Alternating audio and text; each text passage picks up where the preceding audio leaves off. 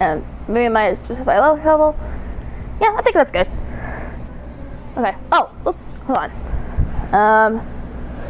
Let's see if I'm live on my channel. Ah!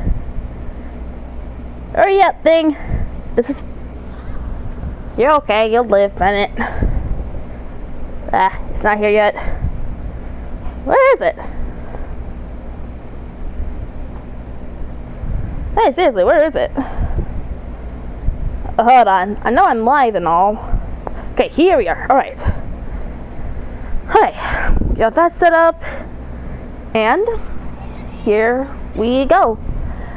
Hello everybody, Bella2 here, aka Bella. Welcome back to another Genshin Impact stream. Last time we did Chapter 2 of Act 5 for Natlan, where we finally find Kachina in the Night Realm, and finding out that Natlan has one more year before the destruction, possibly caused by the Abyss. Like the last stream, this will be a no commentary stream, and the next one will be the same. The final chapter will most likely be another no commentary, but I'll be sure to give you guys my thoughts when Natlan's Archon quest is done, like I did for Fontaine. Now, before we do get in, I was a bit spoiled of the quest, but it was just for the dialogue. I do like to point out that some of the voice lines may not be recorded during this Archon quest due to the strike that Hoyoverse has. I specifically don't know a lot about it, but I'm not getting to go into full detail. But like last time, when I get my rewards and jump a few times, that's when I'll stop streaming. I hope you guys enjoy this stream, and I'll see you guys in the next video. Bye!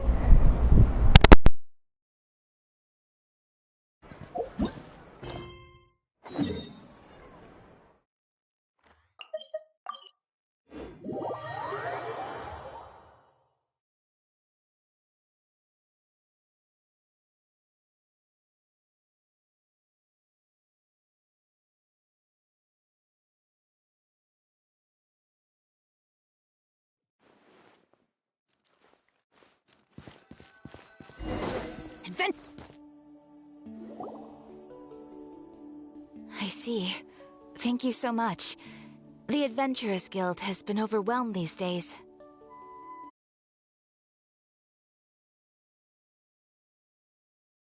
No worries at all. We've always valued the strength of adventurers. Given the current situation, it's vital that we all work together. Since we're facing the same enemies, I'll send you the intel we've collected on the Abyss so far. Then we can take a look at how to coordinate our efforts. All right. Thank you so much. Hi, Catherine. It's us. Got any new commissions? You two have come just in time. I've got some good news. The Pyro Archon has finished assembling her forces and stationed them all across Natlan. Given how the Abyss has ramped up its activities lately, we can no longer afford to act only after receiving news of an invasion. So the Pyro Archon suggested that the Scions of the Canopy and the Adventurers Guild focus on collecting and disseminating intel. That way, we can stay informed of everything that's happening across the land. Once we receive word of enemy activity, we can notify the nearest camp and the stationed forces can take immediate action. Yes, precisely. This should also allow us to focus on gathering information rather than running around and trying to tackle everything at once. So please also take a chance to relax, you two. You've been working hard these days, and this will be a good opportunity for some well-deserved rest. So that's the plan. Whew, we can finally stop and take a break. Paimon knows that. It's not like Paimon just wanted to lay here and do nothing. The movements of the Abyss are always unpredictable. There have also been times when it suddenly became more active in the past. The people here generally see it as something like an acute natural disaster. Once the disaster is over, everyone will return to their normal lives. We just all hope that day will be sooner rather than later. Oh, right. Most people have no idea just how bad the situation has gotten in the Night Kingdom.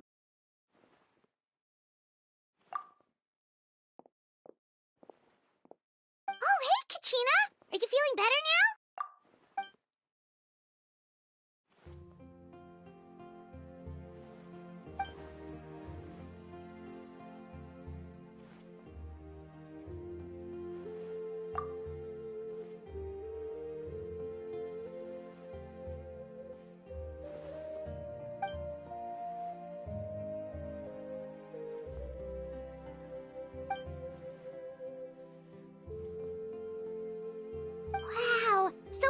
finally get to meet Shilonen, the legendary forger of ancient names!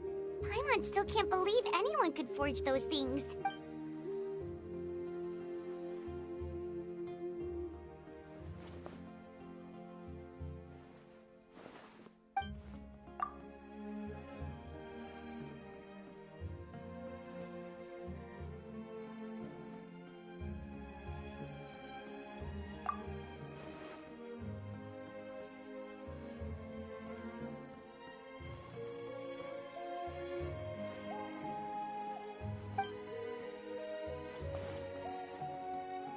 Hey, have some confidence in yourself, Kachina. After all, you're already a victor of the Night Warden Wars.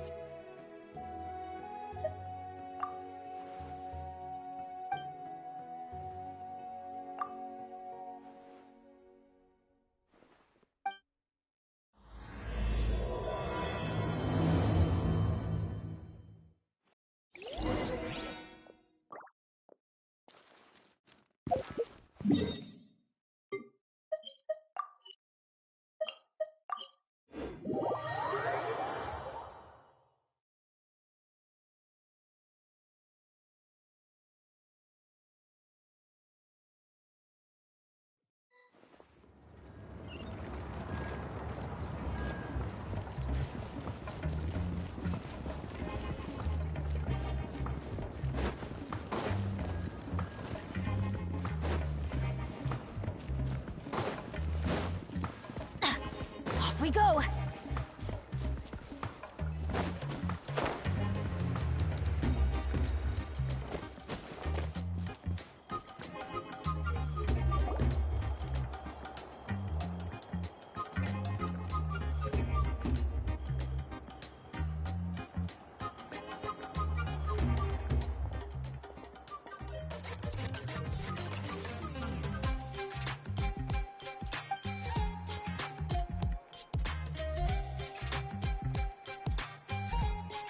Ah, yes, so I've heard.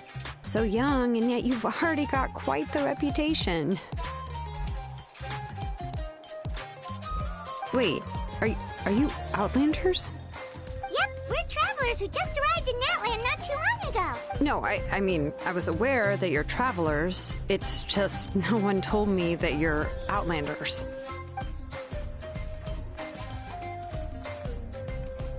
No, the only thing she said is that a new hero had pledged herself to the plan, but we need to forge an ancient name to ensure she'd be able to return safe and sound. And she did mention that it would be quite difficult to forge an ancient name for them, but at the time, I thought she was just commenting on my skills. But I seem to understand where the true difficulty lies now. Oh, I wouldn't go that far. I'm used to it, really. I just need a moment to process things. The Pyro Archon's requests are always difficult to fulfill, and we used to argue a lot.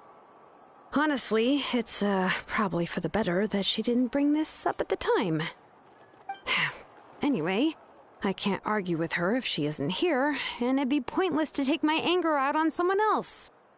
But, just because I understand her rationale doesn't make me any less upset. After all, she must have known that forging an ancient name for an Outlander is an impossible task. It's impossible? As you probably know, an ancient name is a symbol of a hero's spirit and glory, which grows even richer and heavier as generations of successors inherit it. We forge ancient names by engraving the heroic deeds of an individual who will become the first hero of that particular name.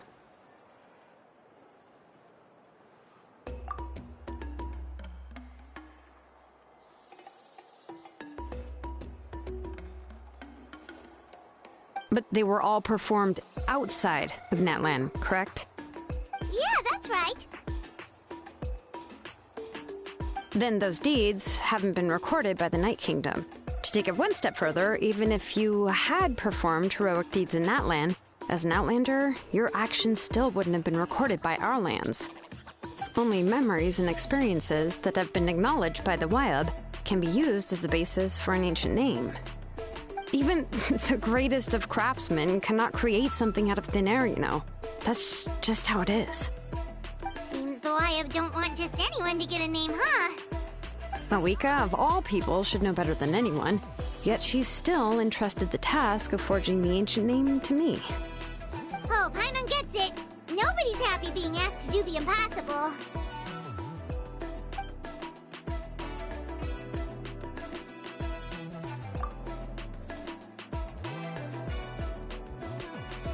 Ugh, don't remind me.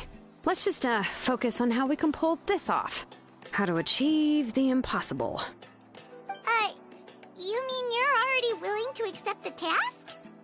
Well, what else can I do? What's happened is already done, and it's not like I can outright defy the order of my Archon. If she gave me this order, then she believes the ancient name is an indispensable part of her plan, and that I'll be able to find a way to make it happen. In other words, the order is an affirmation of my abilities. Whoa, not only has she accepted the task, but now she's looking for silver linings?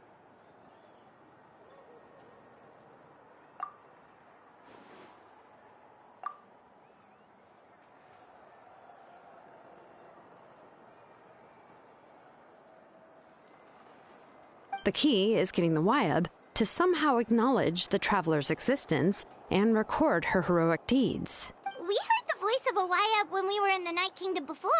We even had a whole conversation with her. If we can talk to her again, maybe we can figure something out together. Well, every tribe has their own Wayab. How do we know if the one you met is indeed the best one for us to talk to? Plus, considering the unprecedented nature of this situation, I have a feeling that the acknowledgement of one Wayab alone would probably not be enough. I don't know. That requires a level of knowledge that I do not possess. We need to find a consultant who's an expert on all things Night Kingdom and Wayab. The first person who comes to mind is Lali at the Masters of the Nightwind, the one we call Granny Eatstali. Oh, we've heard that name before. We used her spirit speaker stone to find Kachina's ancient name. A person who can make something like that must be pretty impressive. I'm unsure she'd be able to help. Still, she's older now and quite eccentric. It's hard to even book a meeting with her, given that she's constantly holed up in her room and doesn't like to be disturbed. I've heard that to get her help, you have to be extremely patient with her and know how to keep her spirit up. I hate to break it to you, but... Huh. Why is that? I mean, didn't she already help you before? And you even managed to save Kachina. Well, yeah. At the cost of her spirit speaker stone being split into two.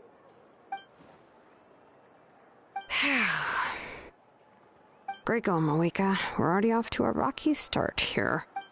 In that case, I guess your only option is to try to emphasize that this is an important order from the Pyro Archon.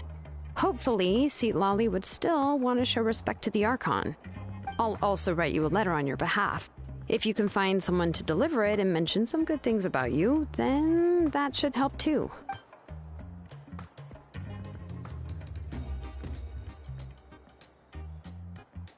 Paimon sure hopes a Hal won't interrupt when he's talking, though. All right, Kanich is a seasoned negotiator. I trust that he'll know the best things to say. Please just give me a moment to write the letter, and we can meet up near the Statue of the Seven later. Sounds good. We'll take a stroll in the meantime.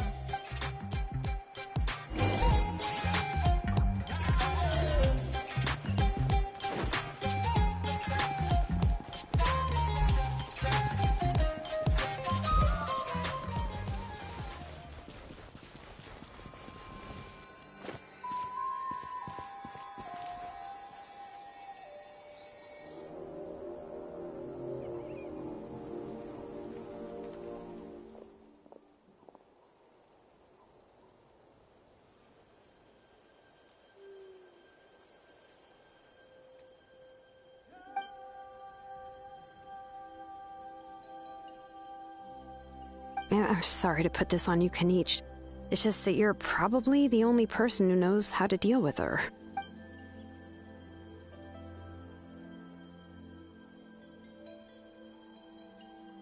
Oh, wait, so Kachina and the Traveler also know about the plan?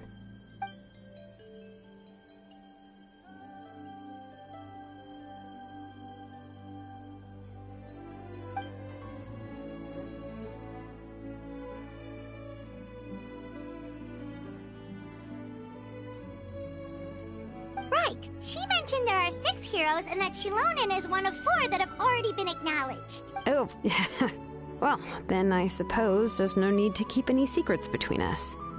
Having companions walk by your side is perhaps the best solace when facing such a bleak reality.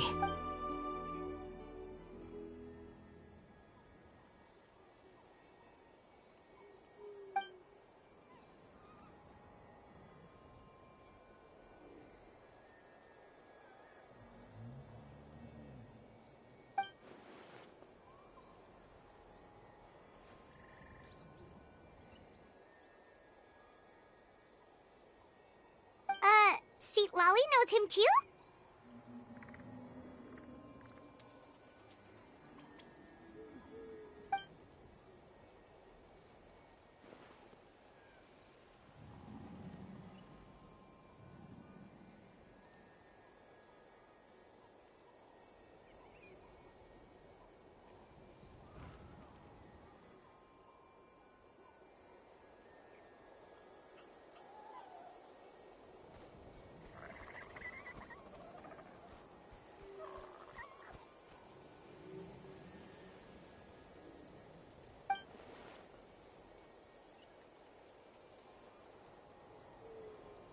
Given how the Masters of the Nightwind love to babble about dreams and revelations, they're already a pretty strange bunch to most. I've never met Auroran, but if they consider him the odd one, he's got to be pretty far out there.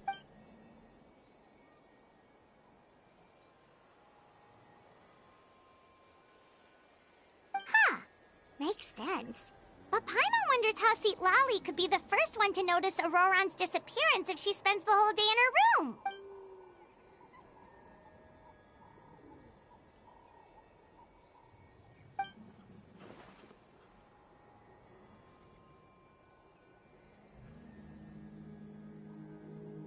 Huh, so if I'm following, you mean we'll help her investigate Auroran and the captain's whereabouts?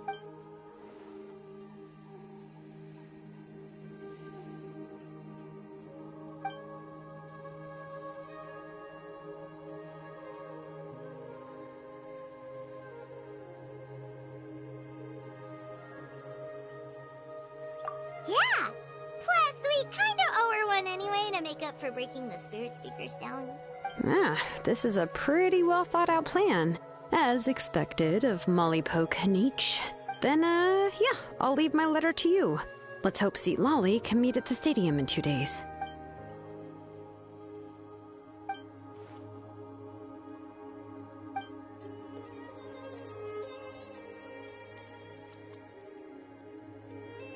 Okay, then let's part ways for now.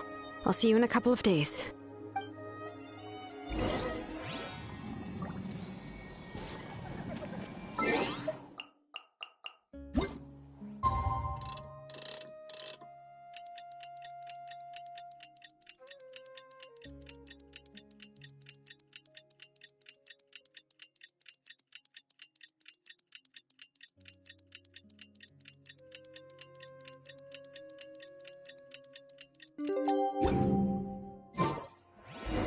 Oh, it's time to meet up with Shilonen. Let's ask her how things have been going.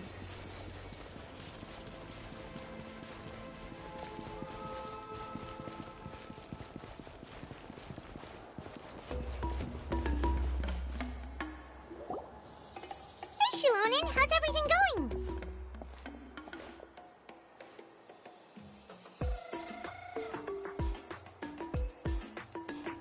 Oh, hi, Traveler and Paimon.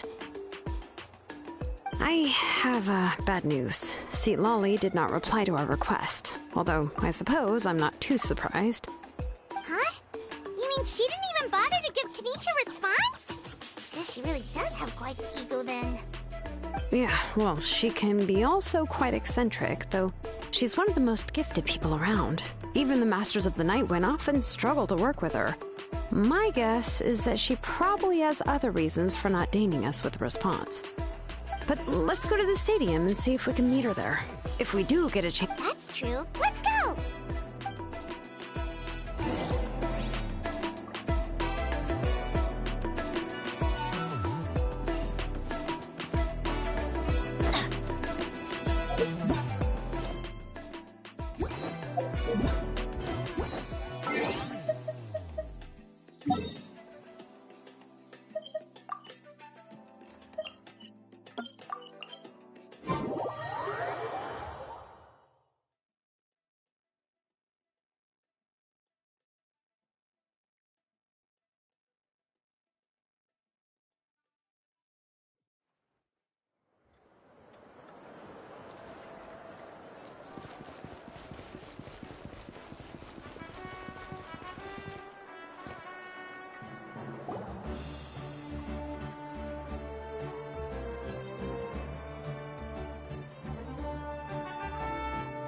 Paimon doesn't see anybody. Seems she's just not gonna show up, huh?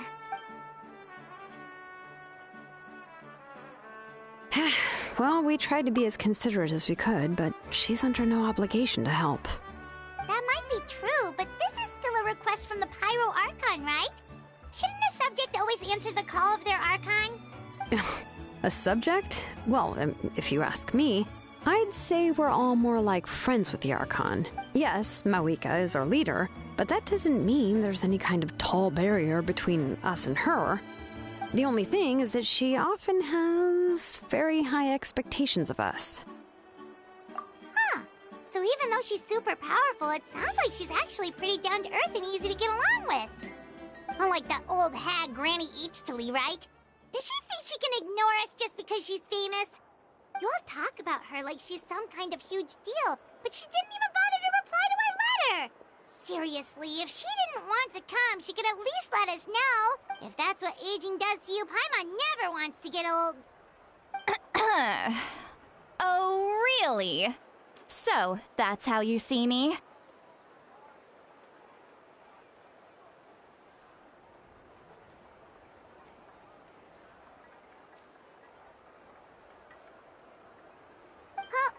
Who's there? Who's talking next to Paimon?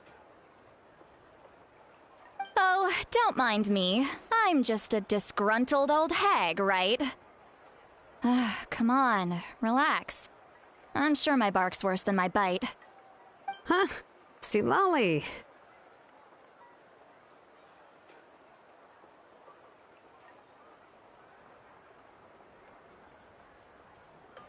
Wait, you're Seat Lolly? You're Granny Eachtley?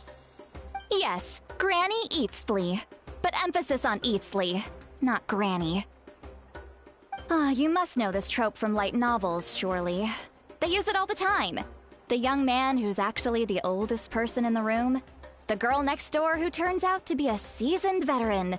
The wise sage who looks like a little kid. Oh, wipe that look off your face! You've seriously never seen an older lady that doesn't look her age? Okay, well, don't go thinking it's a trick either. See? I'm barely wearing any makeup.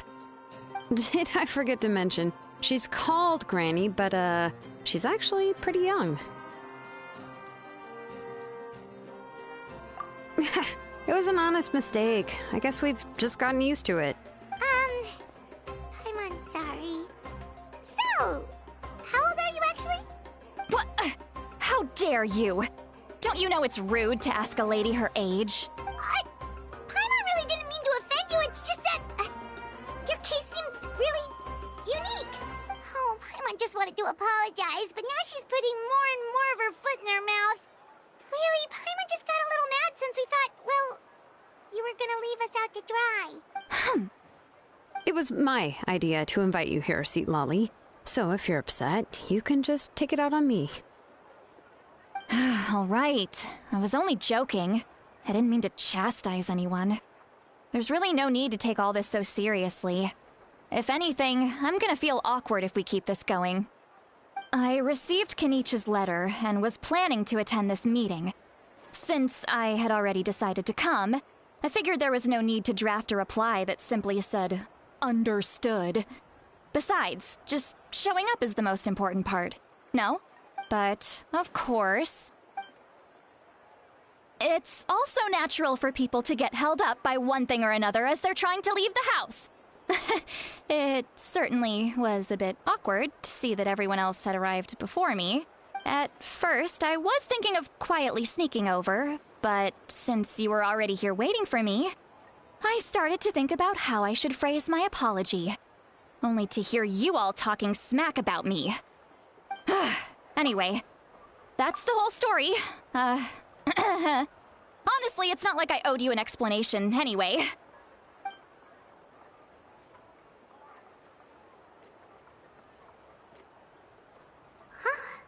What's with that expression? Was she feeling embarrassed just now?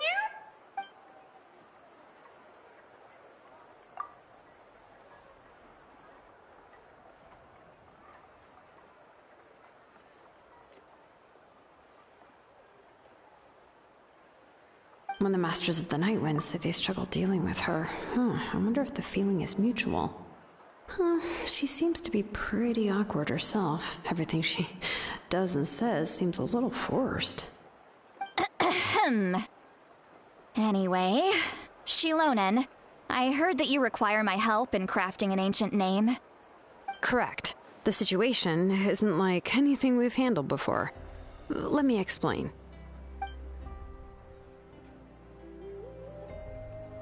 I see. So Mawika has asked you to forge an ancient name for an Outlander. Well, that would be a first. And you've also heard all about Auroron. I must say, he's always been a good kid. I can't see him joining the Fatui of his own volition. Yeah, that's why we came here to ask you. We'll help bring Auroron back if you help us solve the problems of forging the ancient name. What do you think? I suppose I'll just call you Traveler for now. Traveler, come here. Let me take a good look at you.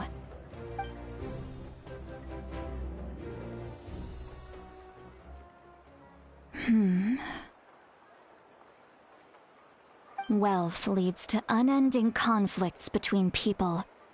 Yet you alone transcend the value of gold. Baleful thunder and wrathful waves bring terror to mortal hearts. Yet again and again, you've braved them to find new worlds. A weary yet free soul. Even the most verdant leaf in the forest will pray for your happiness and safe passage.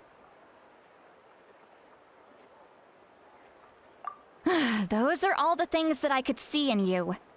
You've experienced far more than even most mortals could dream of. You possess the heart of a sincere hero, along with the conviction to lift a torch above your head and walk headlong into the night. Huh? Don't move. There's something here. Huh? What thing? Don't scare Paimon. Is the Traveler gonna be okay? Shoo! That should do it. You've just returned from the Night Kingdom, so some fragments of souls were still stuck to your body. No need to worry. I've just cleared out the last of them. Isn't that kinda like having part of a ghost come back with you? It's nothing as serious as that. If left unattended, the most it could do is stir up some chaos in your mind, and generally worsen your mood. Well, in that case, better to get rid of them. It was nothing.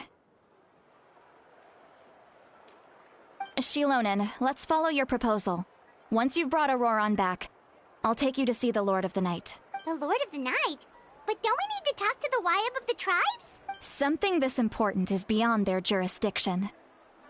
Only the Lord of the Night can decide whether we can grant an ancient name to one who does not hail from our lands. The Lord of the Night is an ancient entity that rules over the entire Night Kingdom, constantly borrowing the power of the sacred flame to combat corrosion from the abyss. Oh, so you're basically saying it's even more powerful than the Wyab of the tribes. Well, that sort of makes sense, being the lord of the entire Night Kingdom and all. Not exactly. It's not so much that one's more powerful than the other. But never mind. That's not important. It would take too much time to explain. Just listen carefully to what I'm about to tell you. The Lord of the Night is currently in a deep slumber, and we can only communicate with its consciousness while in a trance. In other words, in a dream. But I will need to prepare a few more things if we are to hold a ceremony to achieve the state of the trance. I'll make a list. Can any of you get everything for me? I can go. It'll probably be a long list, so better leave it to someone who knows all the local vendors. Sounds good. Then we'll go with St. Lolly to track down Auroron. Phew, the fatigue. Yep, we'll be sure to play it safe.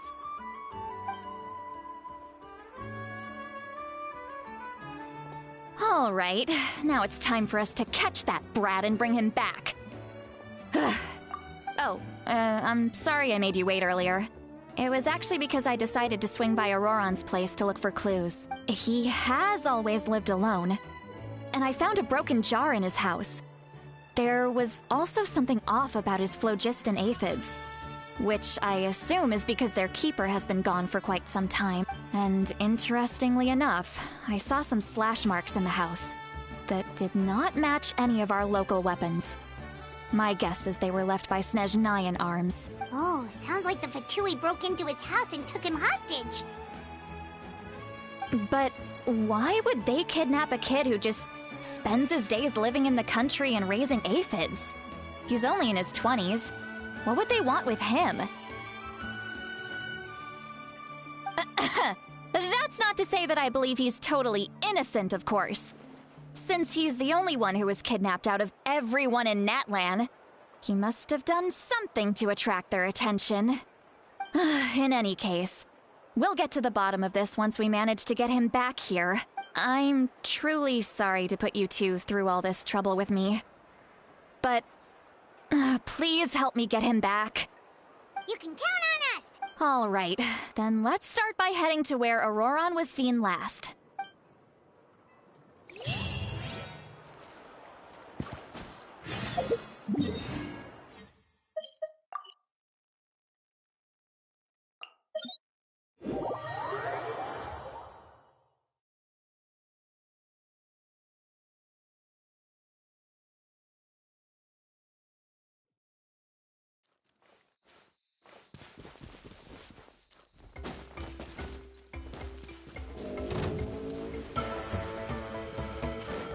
Off we go!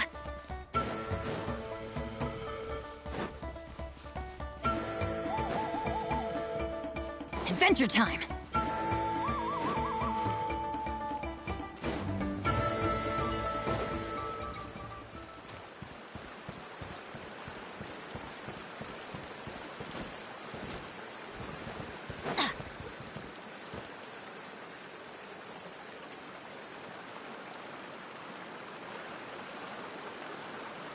This is the spot.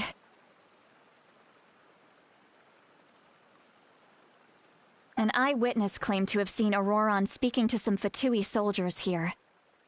I don't know how much you're willing to believe me, but Auroron really is a good kid. I see no reason why he'd suddenly get involved with the Fatui. I'm convinced that what the witnesses saw was actually the Fatui coercing him, or perhaps trying to extract information. However, I doubt anyone would believe me, given there are no signs of a fight. Didn't Kanich say that she's a big name in Natlan? Feels kinda weird to see her so frustrated and helpless like this. Auroron? Well, he was left at the side of the road as an infant, and the people of the tribe took him in. You could say that everyone had a hand in raising him. He learned a lot from us, and once he reached adulthood, he built himself a house out in the countryside. He spends most of his days growing vegetables and raising aphids, living off of what he harvests from the garden. He's always been such a good kid. He would even get his friends to deliver whole bags of fresh produce to my...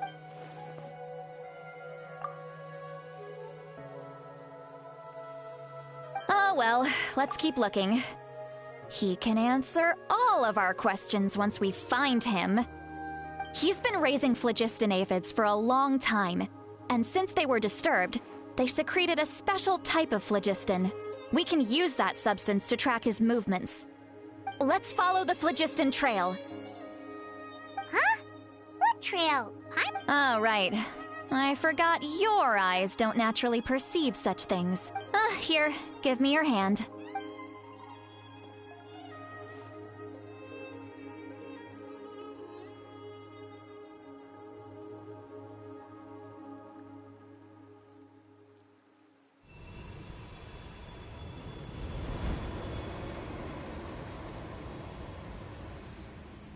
Huh?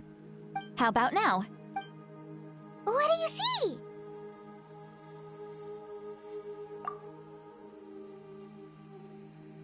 Whoa, Paimon can see it now too! That's right.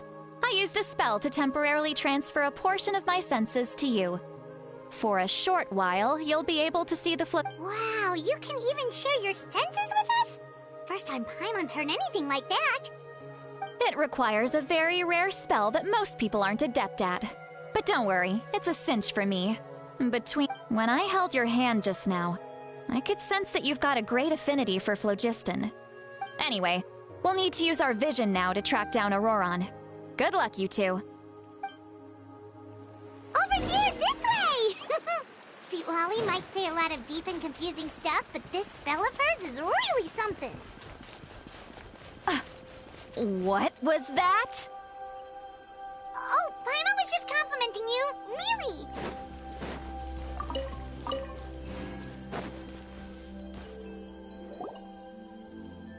What does she mean by deep and confusing? As far as elderly shamans go, I'd say that I'm already pretty easy to talk to. Is there any other old hag who's as fluent in the language of the youth as me? But is my way of speaking still not trendy enough? I've already tried my best to match their speech patterns. But given the looks on their faces just now, or perhaps I'm still not fashionable enough? But that can't be, right? Don't tell me they're still getting the impression that I'm super old-fashioned. Huh?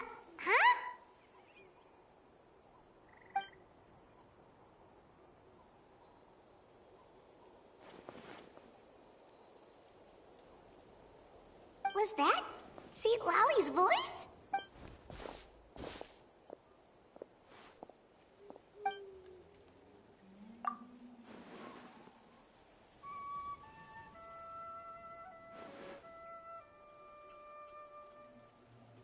Now that I think about it, it's a good thing I found some helpers this time.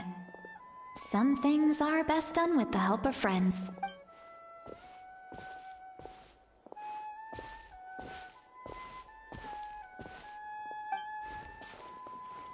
Oh? They appear to be feeling quite confident. Looks like our work will go smoothly.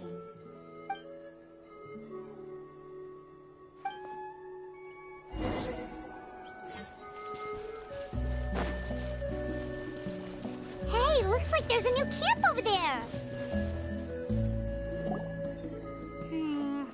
Yep. Judging by Paimon's experience as a guide, it definitely looks like people set up camp here. Wait. The phlogiston here is a bit odd. Let me see. Paimon sees a small shape here. Could it be some sort of symbol? This is a distress signal for the Masters of the Night Wind. Only someone from our tribe would recognize it. So Auroron was indeed being threatened. We've got to find him. Fast. Leaving such a subtle mark implies that he was trying to be discreet. In other words, he was probably under the Fatui's watch. If they notice us, we can just charge in and fight them to the death. But what if my darling grandson is also there? I can't have him caught in the crossfire. No, I've got to be careful. Otherwise he'd get hit as well. How annoying. No, I've got to stay calm and keep my composure.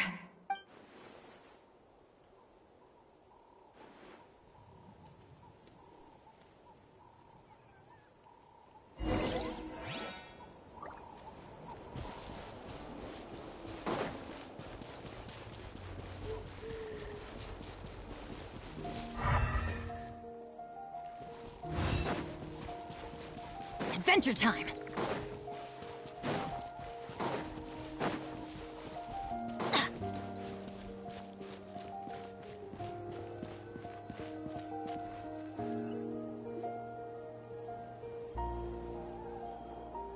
There are traces of people staying here, too. Wait a second. The phlogiston around here is jumbled up. I can also smell a mix of elements in the air. Pyro, electro, and some other elements as well. Kaniche told us that you were super amazing. No wonder you can sense so many more things than us. It's about time that little brat said something nice about me. There are signs of a struggle here. Judging from what's left on the scene, there must have been a fight. But after that, the factions seem to have gone their separate ways. Both the phlogiston and the elemental traces in the air support that. Do you still remember the little mark we found before? Paimon's thinking, what if Auroron wanted to leave another distress signal, but was caught by the Fatui?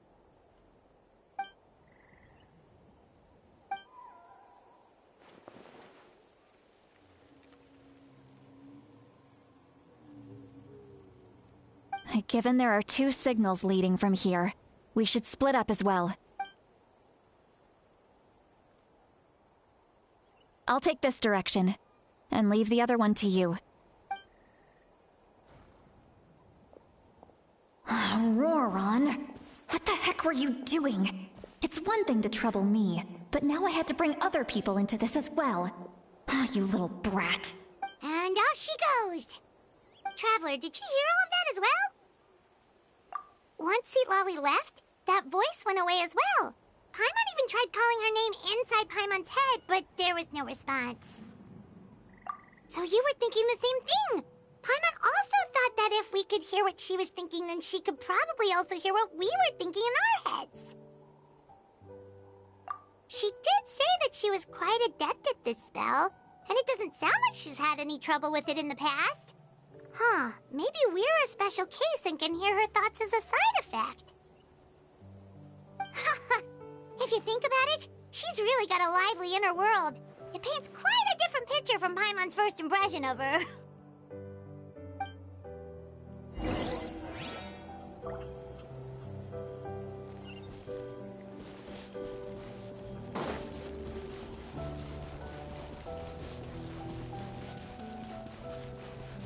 Paimon sees some traces here. Let's follow them and see if we can find anything up ahead.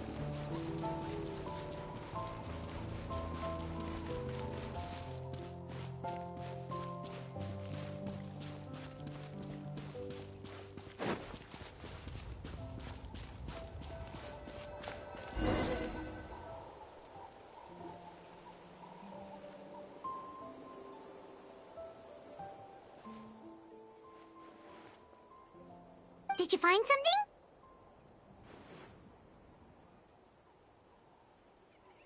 Huh. So we can't tell where Auroron might have gone from here. That's weird. The phlogiston trail suddenly stops. We can't make anything of these footprints either. But he can't have just evaporated into thin air, right? We know he wasn't alone. He had all those Fatui with him. So, you can hear the sounds of the wind from beneath the earth.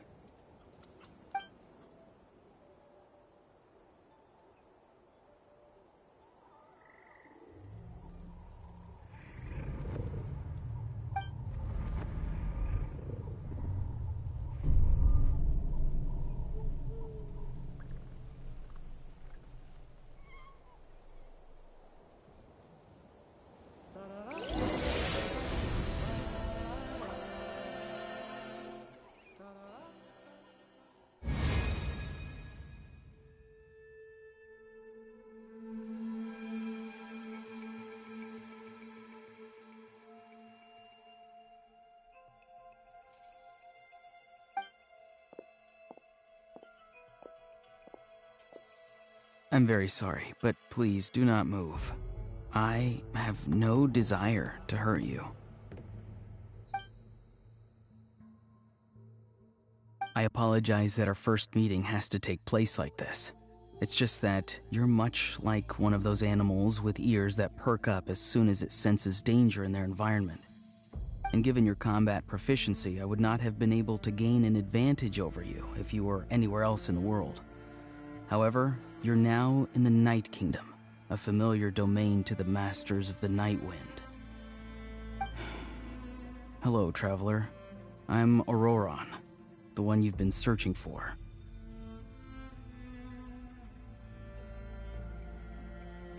Ah, the Fatui's custody. I see. So even Granny has told you that I was coerced by the Fatui. I'm afraid you've been brought here by a lie, like a false omen in the lingering smoke. My friend and I only left those traces to lure you here. Deceiving you was never our true intent, however. It was simply the fastest and most feasible way for us to set up a meeting.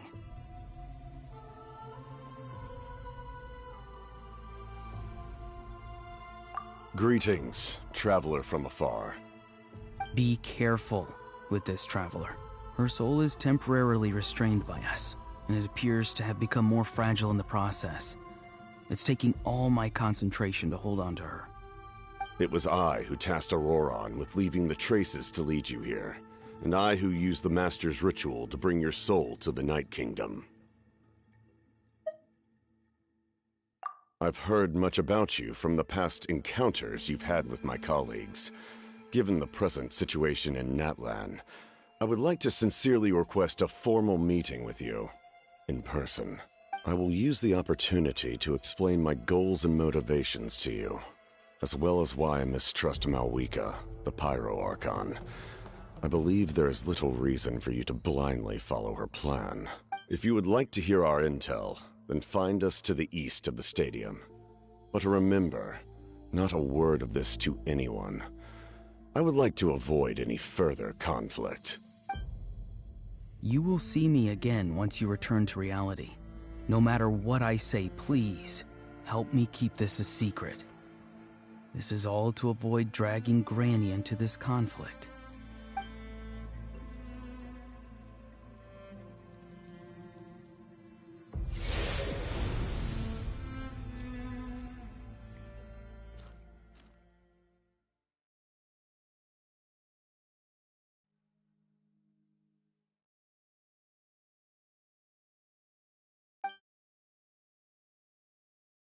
Hey, what happened just now? You suddenly collapsed and stopped responding!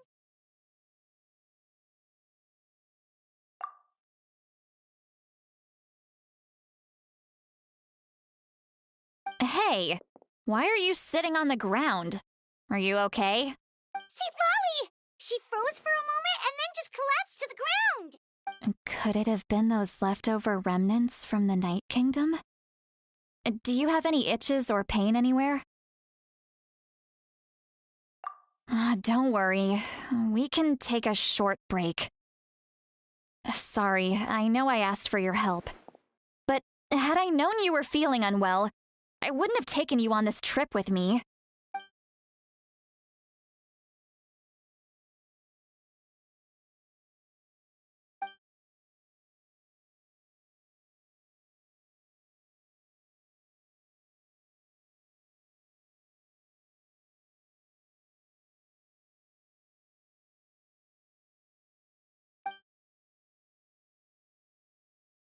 If you're feeling sick, you should just say so. See, Lolly should be able to, exorcise any ghosts or weird stuff that you picked up in the Night Kingdom. A seasoned traveler must know the importance of not pushing yourself beyond your limit. If you need anything from me, just... In any case, let's take a bit more time to rest now.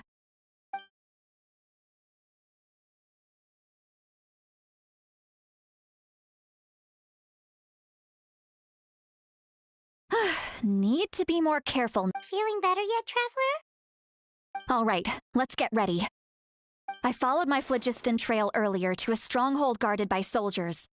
I have a feeling that Auroron is probably being held inside. Oh, so it's close by. Then let's head over right away.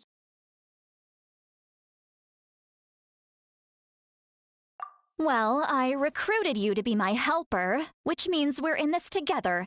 But if you want to make it up to me, then just be sure to fight extra hard when the time comes.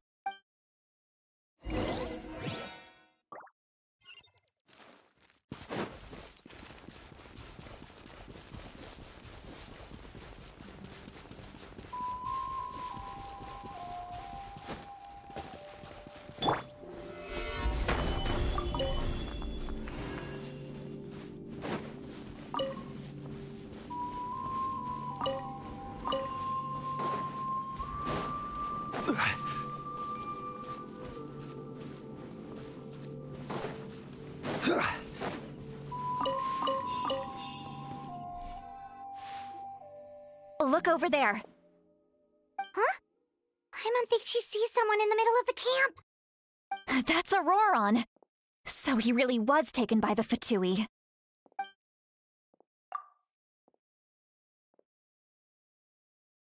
All right, we'll take the lead.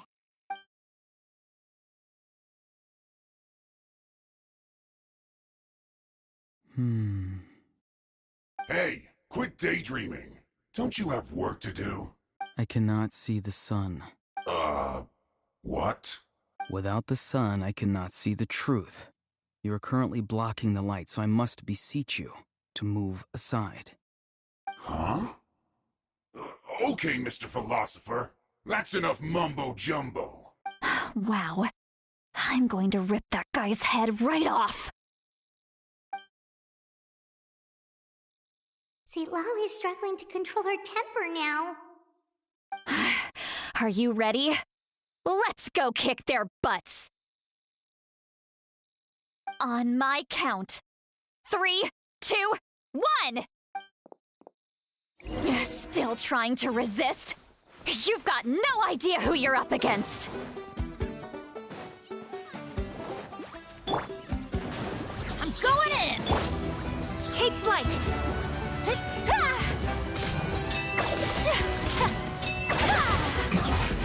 This isn't good.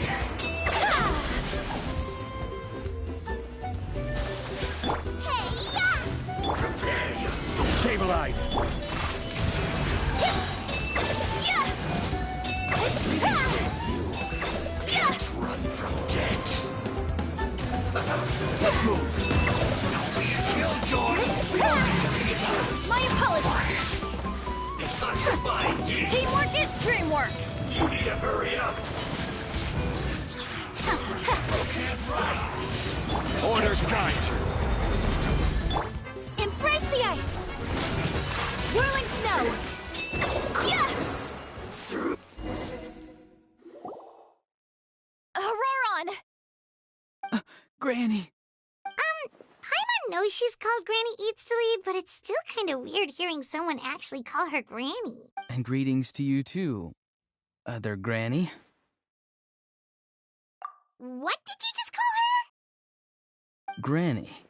Is that not right? You are Granny's friend, are you not? You seem to be approximately the same age as her, so I figured you're also a Granny.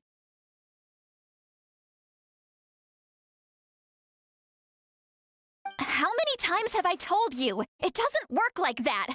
There are a lot of people who look about the same age as me. You can't go around calling everyone Gramps or Granny. Oh, wait. He's not a child, is he? Don't tell Paimon he's one of those people who look like an adult but are... Oh, your words have pierced my heart like a thorned vine. Given how hard those thorns are to remove, I may just need to find a pair of tweezers.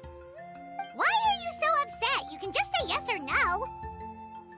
Of course I'm not a child. It's just, Granny always taught me to show gratitude where it's due. And since the Masters of the Night Wind raised me collectively, I basically see everyone above a certain age as an elder I should look up to.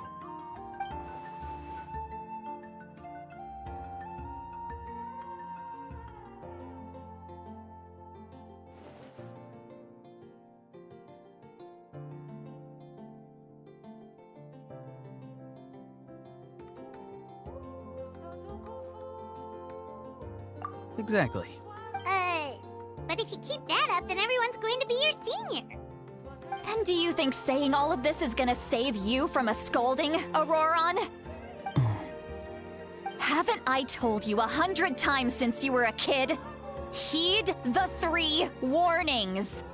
Be wary of beasts prowling around, scammers looking for their next victim, and strange people who appear out of nowhere.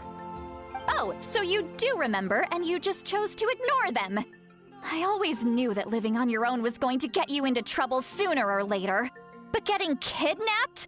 That really takes the cake. You won't always be able to rely on other people coming to your rescue, you know. You're just lucky we got here when we did. Or we might be launching another search and rescue operation to find out where they put your severed head. I'm sorry, Granny. I'll be more careful next time. Next time? Oh, good one. You think there'll be a next time after this? Not a chance. They didn't hurt you, did they? No, they just asked me a lot of questions about Natlan's terrain and made me draw a map of the ley line distribution. Okay, now answer me honestly. Were you... Yes. Okay, now answer me honestly. Were you the one who helped the captain escape after his battle with the Pyro Archon? So why did you do it? Because they said they would need my help from there on out. They also said that if I refused, they'd just come to you, Granny, and they'd already figured out a way to make you do their bidding. Hey! I'm no ordinary Granny!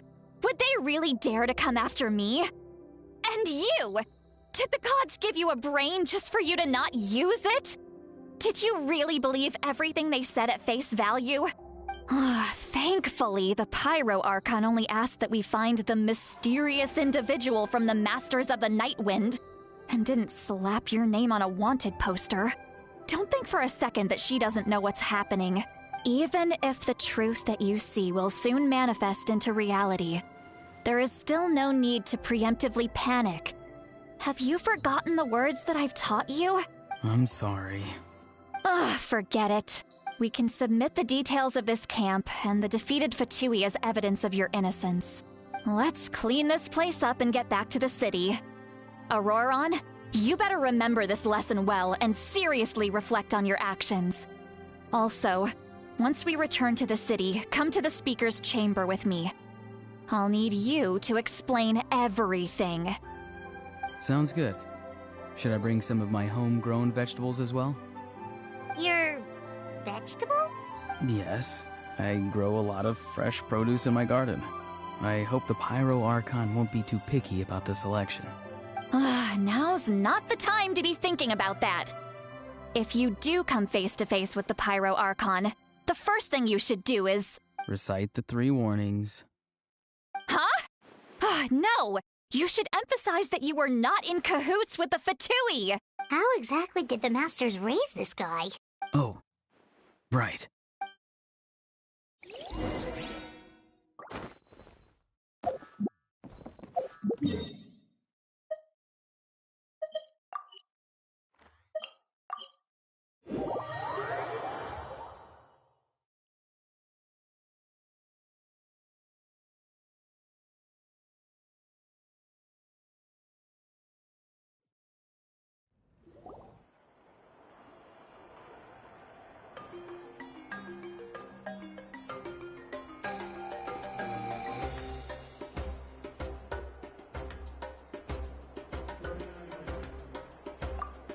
I see.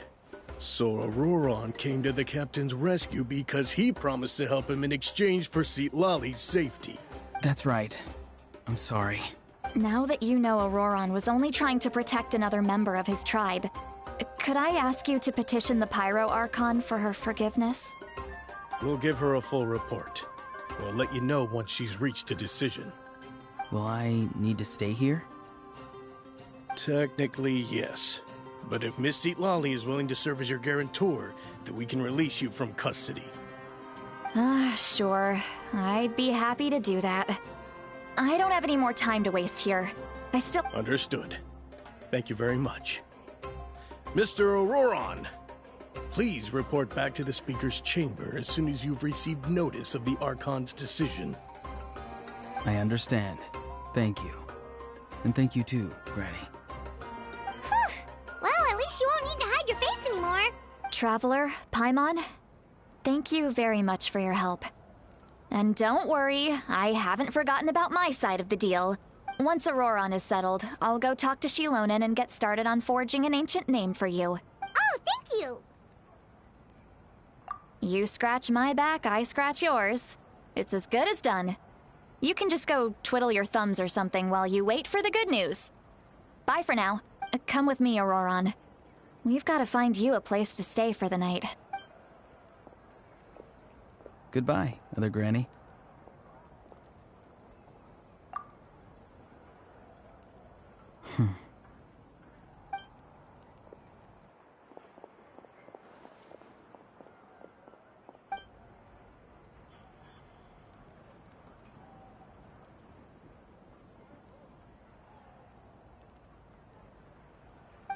We're finally done. Alright, it's time to find some grub. Huh? What is it?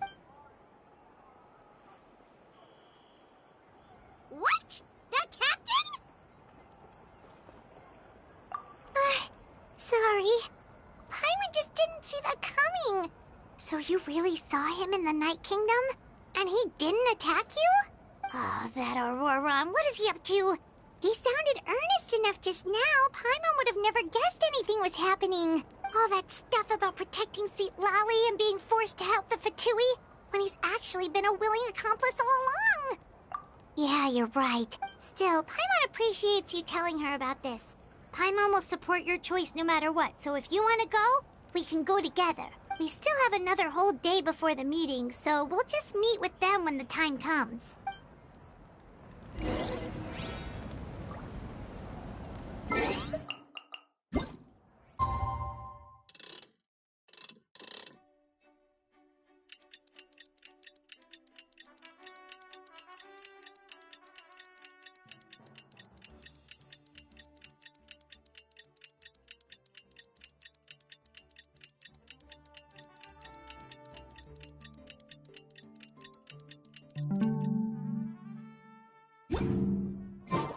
A blade is like a tea leaf.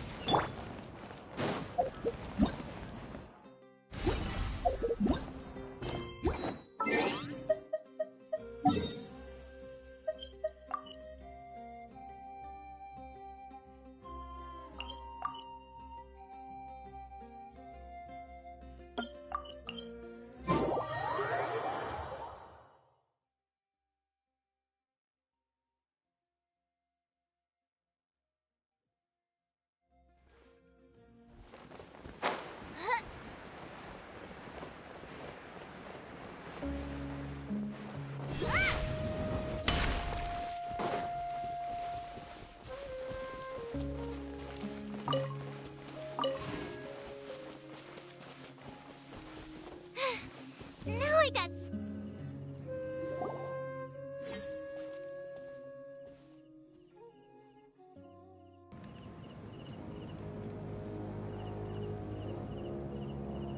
Weird. Paimon doesn't see anyone. Oh, please don't let this be a trap.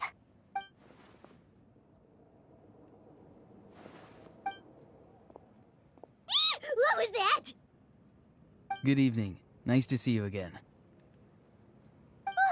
It's you. You shouldn't pop up from behind people like that. What are you, a ghost? I'm terribly sorry. It's just a force of habit. And what's with you apologizing all the time? You sound so polite and honest, but you're actually doing shady stuff behind people's backs.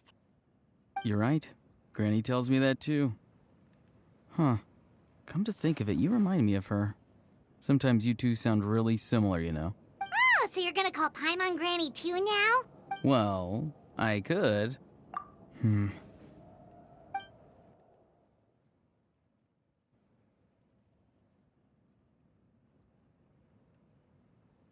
It's all clear. Over to you. Excellent. The fact that you showed up proves that I was right about your character.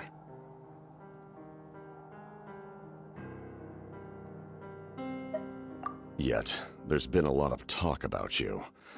Child told me that you're passionate about the unknown and willing to take risks.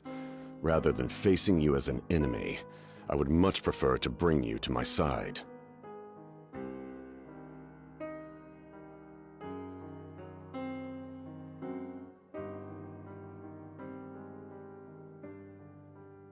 If we allow the current state of things to continue, we will inevitably clash, and that's a scenario that I'd very much like to avoid. I've long heard of your exploits across the nations. Though you have crossed swords with my colleagues many times, I know that you are by no means an unreasonable person. And once you've learned the truth that the Pyro Archon Malwika would never willingly share with you, you may just find it in your heart to consider my proposal. I assume you've already been informed of the Pyro Archon's plan. In order to defeat the Abyss and save Natlan, she still needs 2 more heroes to appear. Wait, how did you know that? Never mind. Guess that's not important now. I've long kept a close eye on her plan. To be frank, it's an exceedingly risky plan. Will the heroes really appear? And even if they come to her, will their power be enough to drive the Abyss back? If any part of the plan goes awry, all of Natlan, even all of Tevat, will pay for her mistakes.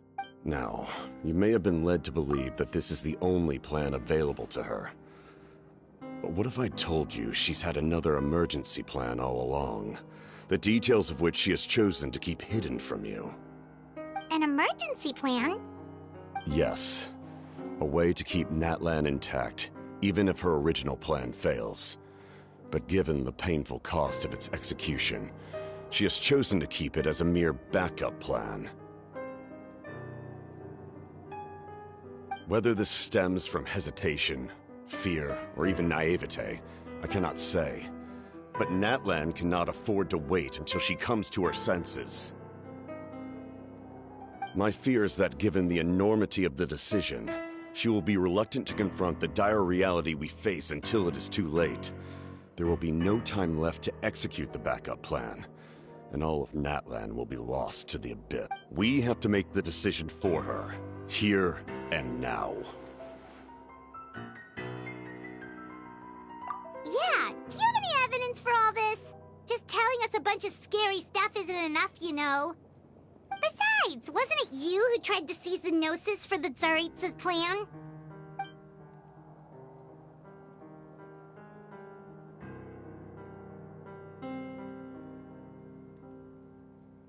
I knew you'd be clever enough to see. That's right. I did not seek the Gnosis for the Tsaritsa. Since I was defeated in battle, I must put to rest my thoughts about the Gnosis. But even so, my desire to save Natlan remains unchanged. And now, I have found a new way to solve the crisis. We can implement it immediately if we reach an agreement. Someone's here. Huh? The captain disappeared! Something is rapidly approaching. Oh no. Something? Bad news, chump! It's your granny! See, Lolly? When did you get here?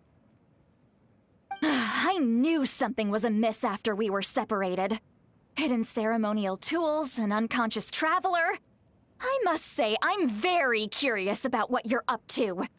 How dare you go behind our backs like this, Auroron? Colluding with the Fatui? Really? Oh, here we go again. Cat got your tongue, huh? You really think you can avoid a scolding just by staying quiet? I'm not trying to avoid anything. Oh, and now you're talking back. Well, go on then. Explain yourself. What the heck are you up to? I'm sorry, Granny. I feel so guilty. You! That's it! Where are my tools? I swear if I don't teach you a lesson right here and now, I'll... Wait, see, Lolly! Please, calm down. We, still learned a lot of info, didn't we? Like the fact that the captain isn't trying to seize the Gnosis anymore. So, maybe just save the scolding for later, okay?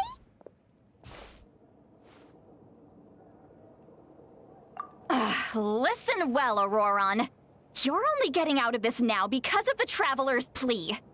This isn't over. You hear me? You're right, Traveler. Let's go. We can discuss this more back in the city. You two keep an eye on Auroron for me, okay?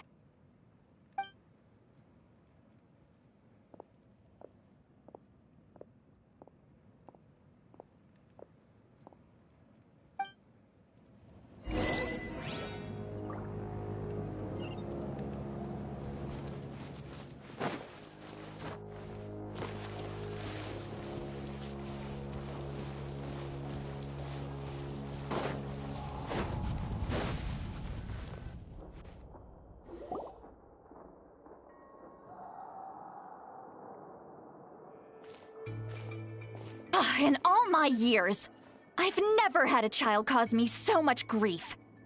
Do you seriously not see what's at stake here? You've got a head on your shoulders, Auroron. Use it! Why did you help the captain? And I want the truth this time. No answer? Think you're being smart? Then let me ask a different question. What does the captain want? What is his purpose in Natlan? Really? You're just going to stonewall me?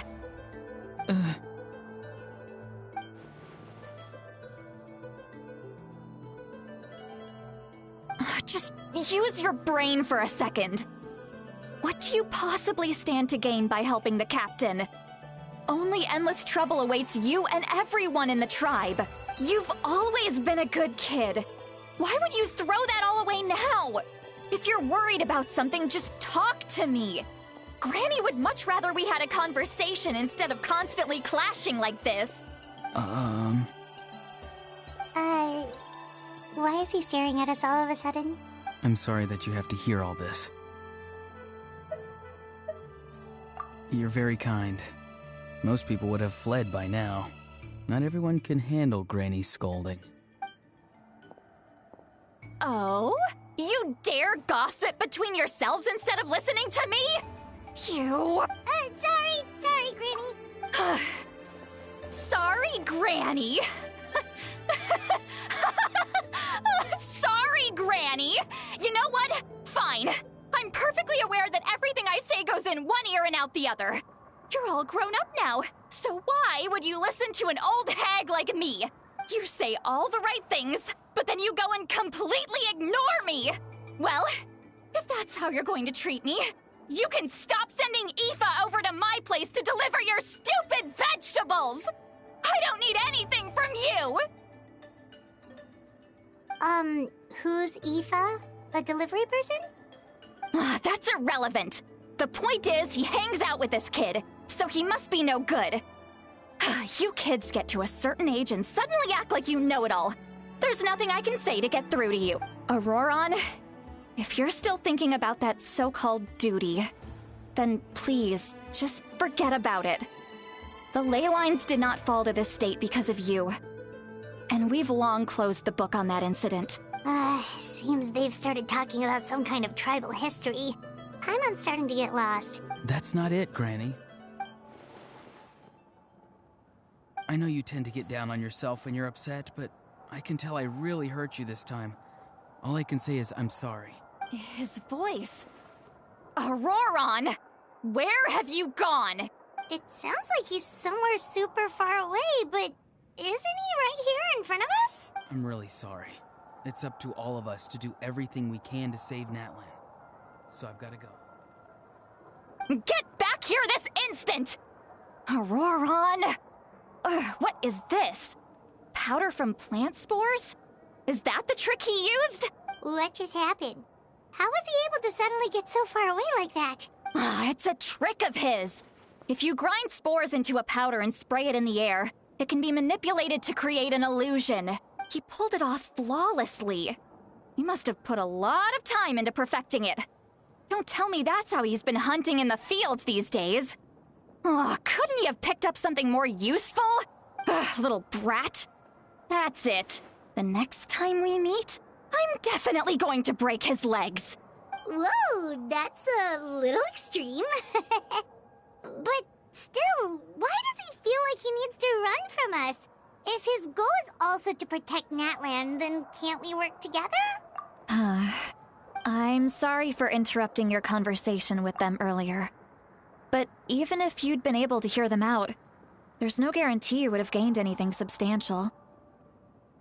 Auroron probably did everything he could to get away because he knew I'd get the truth out of him sooner or later. Ah, that brat. I swear.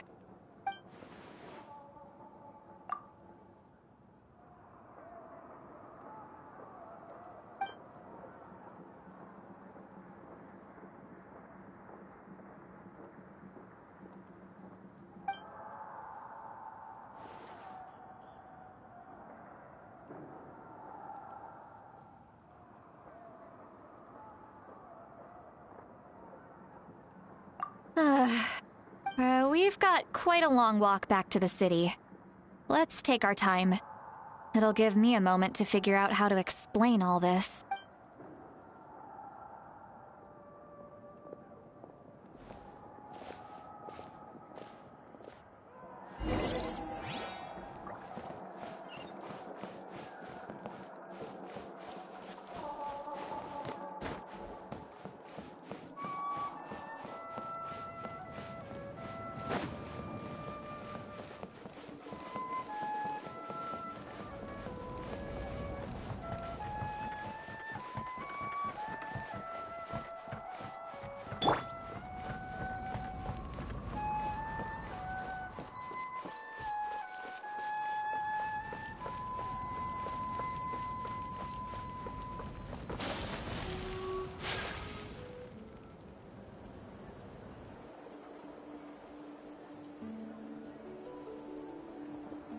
Do you two have some time? Feeling hungry? How about we get something to eat? Oh, right. It's been a while since we last ate. Now that we can relax, Paimon just realized how hungry she is. Then let's go. We can find somewhere to sit down and talk. Food and drinks are on me. How did this become Paimonville? Sweet Lolly looks quite down on herself. All right. It's on Paimon this time. What's one meal to the best guide into that? So you can just sit back and enjoy, Sweet Lolly. Paimon will take care of it. Hey, come on now. You won't even let me take you out for some food and drinks? I just wanted to treat you to a meal. Are you sure? We can save you some Mora. Mora is the least of my concerns. Besides, we're definitely due a meal after all the time we've spent together. Let me get this one. Sure, that's fine with us, but Paimon doesn't want you to be sad, Sweet Lolly. Don't worry. I'm sure a juicy grilled steak will work wonders.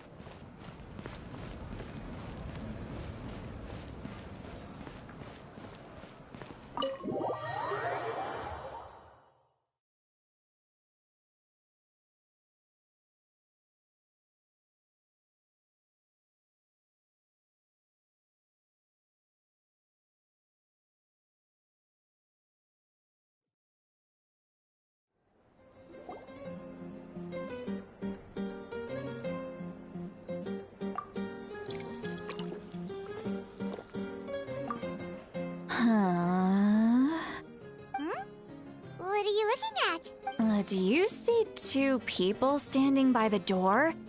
They look like spitting images of each other. Are they twins?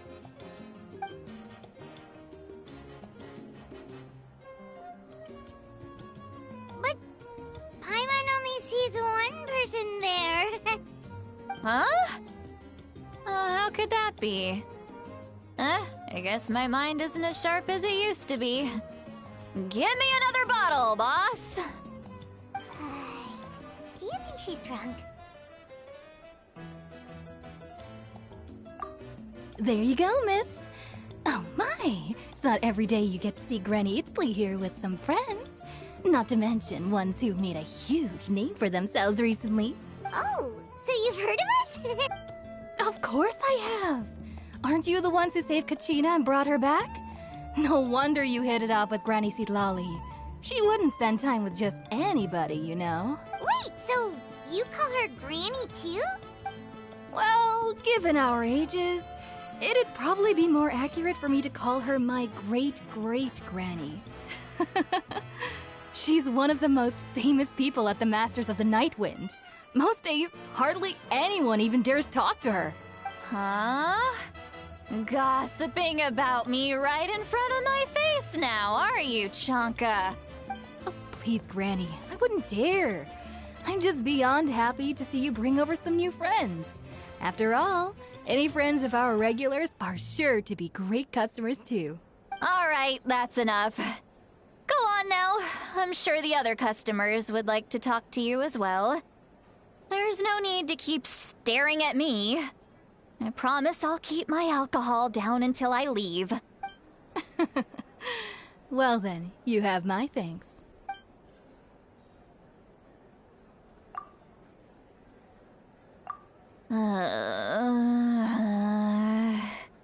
Seat Lally? Seat Lally? Who's that? You got some gall calling me by my first name. Let me guess. You want to test your skills against Granny Eatsley, don't ya? Are you still with us, Seat Lally? You're kinda talking to no one. You chumps come around here, picking fights with me? Well, you know what happens next. You lose, and then run off home to tell everyone about how I'm this big scary bully. It's always the same story. You brats start it, I finish it, and then I end up with the reputation of being some kind of terrible monster among the shamans. I mean, come on. Monster? Me? Really?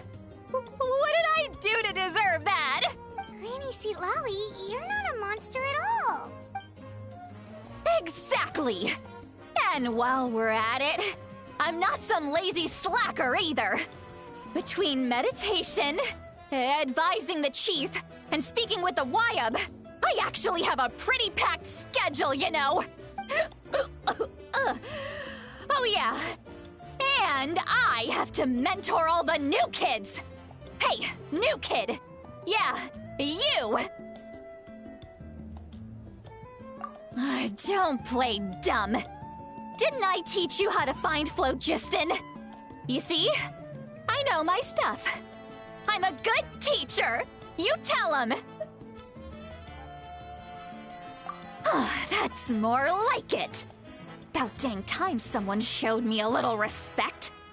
Yeah, Granny's a hard worker, all right. You can always rely on old Granny.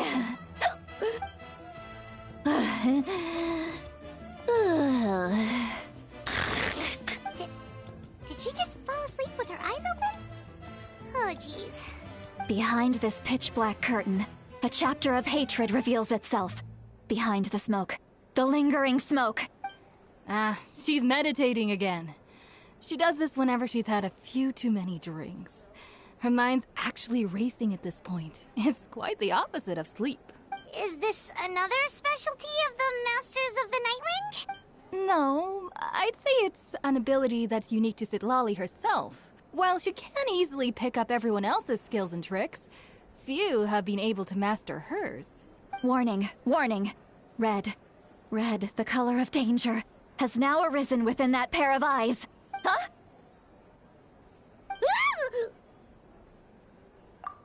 Traveler? Paimon? What's wrong? I'm gonna hurl. Hang on, just keep it in. Phew. Okay, it's passed. That was a close one. You had Paimon worried. Paimon really thought you were about to barf all over the table just now. How embarrassing. I'm sorry you had to see me like that. That's never happened before, I swear. I've never thrown up. Not once. Are you feeling okay? Wanna take a quick walk and get some fresh air? There's so much that I want to say, but... Why not? Of course you can. Just say whatever's on your mind. Please, Paimon. It's not as simple as you think. We've only known each other for a few days, right? What would you think of me if I were to start dumping all of my complaints on you after we've only just met? Oh, Paimon gets it. You're hoping that we wouldn't think less of you no matter what you're about to say. No, that wasn't my point at all! Seriously, don't you youngsters know anything about shame? I'm talking about shame! I've lived all these years and still can't get rid of it! Surely, you know the feeling too? Actually, about that. Huh? Tell me what? Yeah, this is as good a time as any.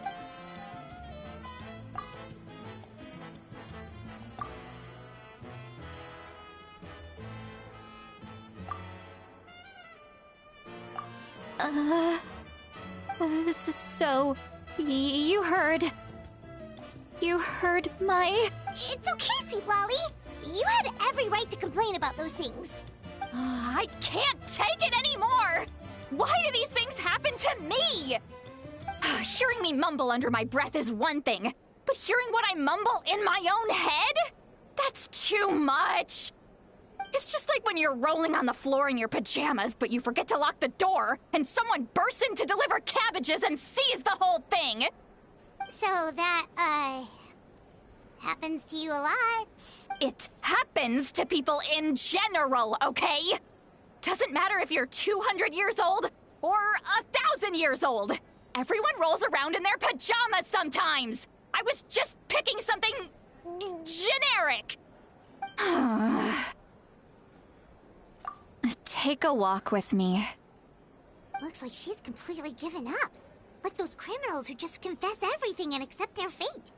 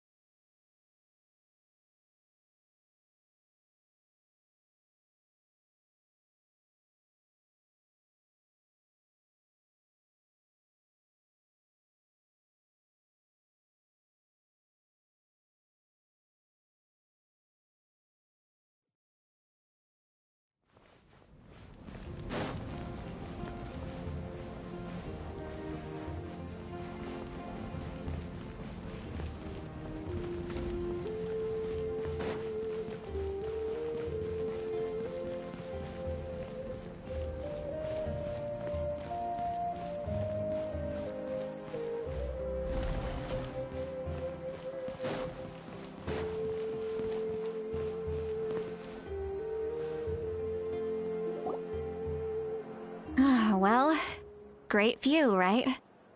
I love coming here by myself. Wow, it's beautiful! You're making me want to cry. Oh no, what do we do? Please don't cry! I was an expression, okay? A figure of speech. I'm just... embarrassed. Here you are thanking me. Even after you helped me all this time. Let's just have a casual conversation. It's easiest that way. Really? You don't seem like the kind of person who keeps things casual. Well, I guess I used to be more of a stickler for the rules. And you're right. I don't usually open up to the people of my tribe like this. I'm just an eccentric old hag to them. That story's been passed down so long, it might as well be true. You're just a regular person. The kids of my tribe would have a heart attack if they heard you say that. Granny Eatsley is a powerful figure. Be careful around her. That's what they'd say. Well, you are powerful. Are they afraid of you? Some are. Others are mad I always come out on top. A few decades like that, and people stop knowing how to deal with you. What about you? Are you scared of me? We don't find you scary at all. Huh. That's because you're not from my tribe. You don't know how many delusions of grandeur I've destroyed just by existing. I make people realize that no matter how hard they work, they'll never become a living legend like me. Oh, not to brag or anything. Maybe it's hard to believe. Just pretend I never said anything. We believe you. Shilonen has full faith in your abilities, and Auroran didn't seem scared of you. He thinks of you as his granny, right? Yes, but Auroran's a special case. Mawika already told you about her plan. And you've given so much help to Auroran and me. You deserve to learn the full truth. Auroran's not like other people. As I mentioned, he was abandoned as a child. The reason being, his soul is incomplete. The Masters of the Nightwind view this as a bad omen, capable of bringing about illness and misfortune. No one knows who his parents were. He was just left on a rock in the wilderness. It's a miracle he wasn't devoured by some wild beast. The Masters of the Nightwind believe they can see human souls, and in Auroran's incomplete soul, they saw a possibility for Natlan. A possibility to turn Auroran into a vessel for lost souls. The ceremony would allow lost souls to gather within him. Auroran would then be sent to the Night Kingdom to return the souls to their rightful place, strengthening the ley lines and completing the ceremony. Wait, that doesn't sound right. Now you see the problem. When damage occurs to the Night Kingdom, the souls held within disperse and remain adrift, unable to find a way back to the ley lines. This loss of souls damages the Night Kingdom even further. The ceremony can send back countless souls at once, which would benefit the Night Kingdom and the souls themselves. Of course, the vessel, Auroran, would be sacrificed in the process. I wasn't surprised the chief at the time came up with the plan. The ley lines were already in a terrible state. A suitable candidate for the ceremony appears, and now you have the chance to make things better. Of course you're going to take it. When the chief asked for my opinion, I didn't give my approval, but I didn't object either. So they went ahead with the ceremony. It failed, and Auroran escaped with his life. Pathetic, isn't it? By not objecting, I basically gave them the go-ahead. Maybe they didn't have my explicit approval, but it's not like I did the right thing. If the ceremony was successful, Auroran would probably be dead. Of course, in my tribe, death is rarely something to fear. But what kind of message would we be sending by sentencing a newborn to death? By using a human life as a tool? It's not right. So, when I learned the ceremony had failed, I was ashamed by my inaction, and absolutely relieved by the result. The plan was never a secret. Or, I guess I should say, there was no point to keeping it a secret. A simple investigation from Auroran would reveal everything.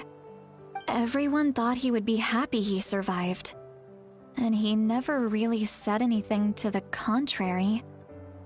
But just as I was about to put all of it behind me, he asks this question.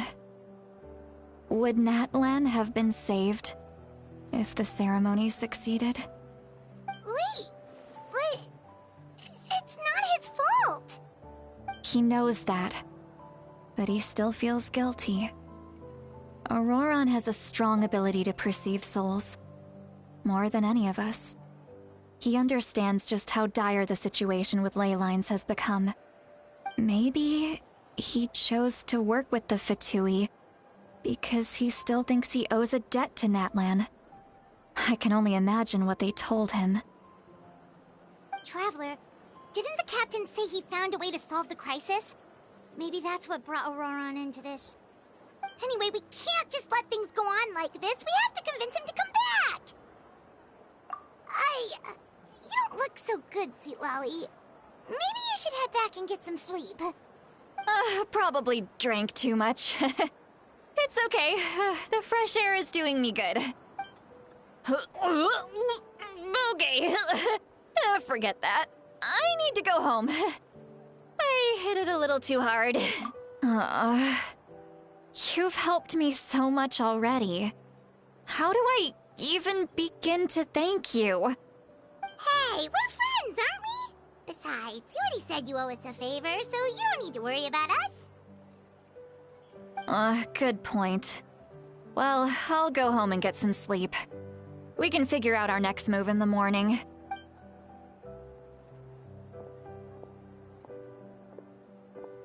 Friends.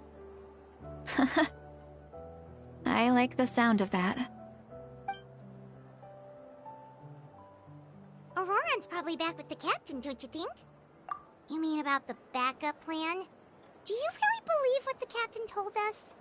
Yeah, you're right. We should just go to her directly, but she's probably asleep. We can find her first thing in the morning. For now, let's... go to bed.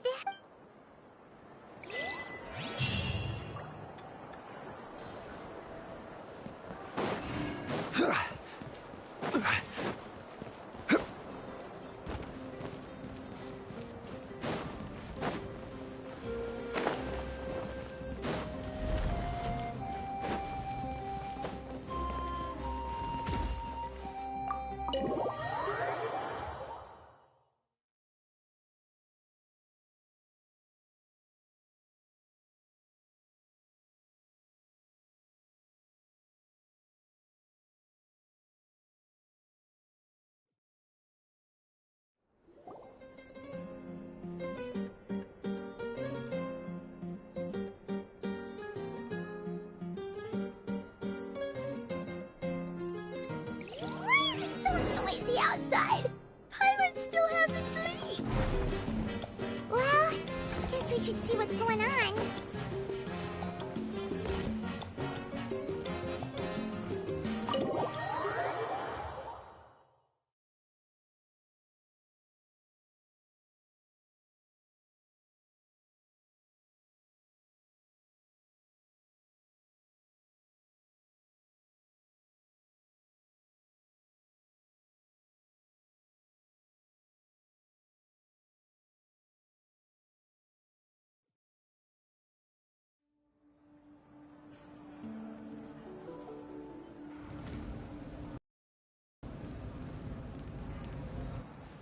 You're already here.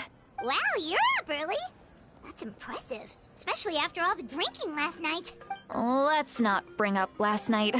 I'm embarrassed about the whole thing. Anyway, I was also woken up by the commotion.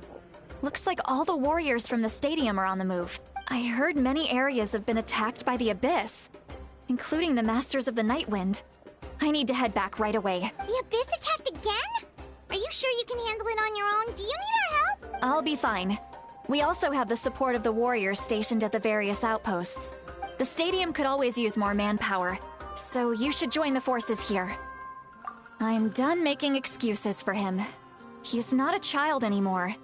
He needs to take responsibility for his actions. I was the one who vouched for him, so I need to report back to the Speaker's Chamber.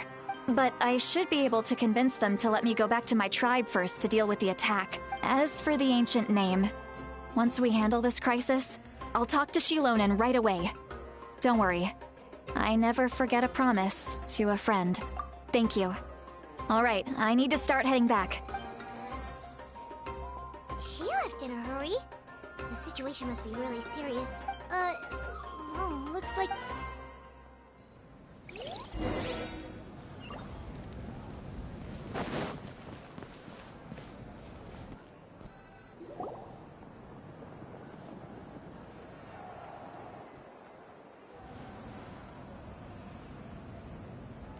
Traveler, over here! Perfect. Our star Outlander has appeared. Oh, you're all here! But, Just my way of saying how awesome you are. We've got a real emergency on our hands, so this is the perfect time for you to show off your skills. alright, but can we get a quick rundown of the situation first? The Abyss suddenly attacked the Collective of Plenty, the Masters of the Nightwind, the Children of Echoes, and a number of our camps and outposts in the wild. Yes, and the attacks are increasing in frequency. The tribes have plenty of defenses, so they're safe for now, but I can't say the same for the adventurers and merchants stuck in the wild. Chaska and I have been searching for survivors and treating the wounded. We just got back, but we need to head out again soon. I plan on heading back to the Collective of Plenty, just in case my tribe needs me. What about you, Mualani? Where are you gonna go? I'll go help the Children of Echoes. They're the closest, so I can start fighting right away. What about you guys? We could go together. Yeah, that does sound important. No worries. Just leave the Children of Echoes to us. Who knows? Maybe yours truly will have the Abyss on the run by the time you're finished. That would be pretty great, actually. I hope my tribe gets through okay. It'll be fine. Your tribe doesn't do all that bodybuilding for nothing. Let's part ways here for now. And most importantly, be careful, everyone. Oh, and some of us need to avoid getting contaminated by dangerous-looking substances. That will make my job a lot easier. Koichi, do we really have to do this now? It's alright. She's just looking out for everyone. Alright, let's hurry up and talk to the Pyro Arc.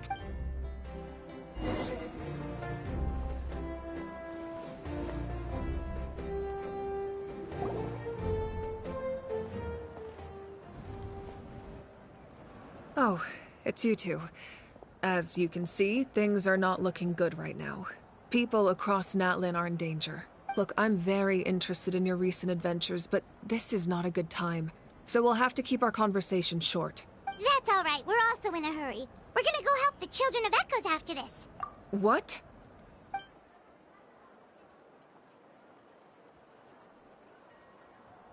So he thinks my plan is too risky. He thinks I'm being stubborn. I shouldn't underestimate the Fatui's ability to gather intelligence. The Gnosis does have that function, but there's more to the story. I will answer you honestly, but you must help me keep this a secret. I can use the power of the Gnosis to save Natlan, but it comes at a heavy price.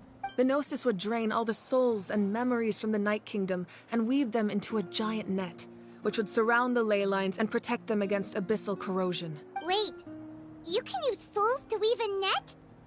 But does that mean... Yes. It means sacrificing those souls in the process. Souls are just another form of life. The cruelty of this method is self-evident. The Night Kingdom not only houses the souls of the dead, but also our memories and legends. Using the Gnosis means converting all three into material for the net, erasing our history and culture. Even then, the net can still become corroded. If we cannot find a way to repair the damaged ley lines before that happens, then all those sacrifices are for nothing. Given the enormity of the price, it's a solution I refuse to consider right now. Now it's true, both plans come at a risk, but after weighing our options, this is our best bet. Natlan is unique among the nations of Teyvat. Given the ever-looming threat of the Abyss, the Pyro Archons had to account for the worst-case scenario. Having a contingency plan is our duty, not just to the people of Natlan, but to all who live on this continent.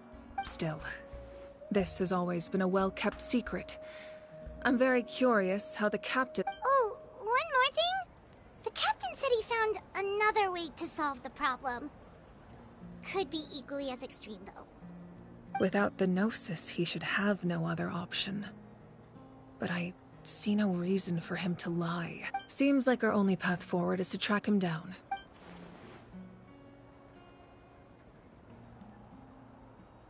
Judging by your expression, you must have doubted me, even if just for a second.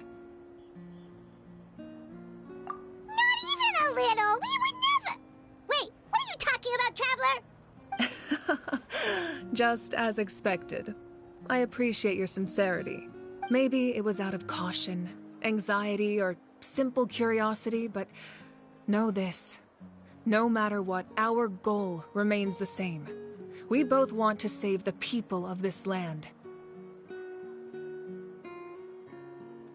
So now that you have your answer, do you still doubt me?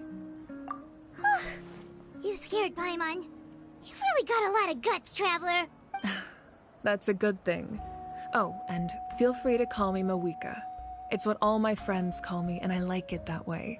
As for the captain, the intelligence officers we assigned to the Fatui should be back soon. That's great! Sounds like we just have to wait a little longer. Not just yet. Even though the Abyss is attacking several locations at once, I'm confident the warriors stationed in those areas can handle it. Don't worry. I just need to finish coordinating our available manpower, then I'll take a small team to handle the difficult locations. Wait, you're going to fight in person? Didn't you give up your power? That's true. I'm far less powerful than a god in my current state.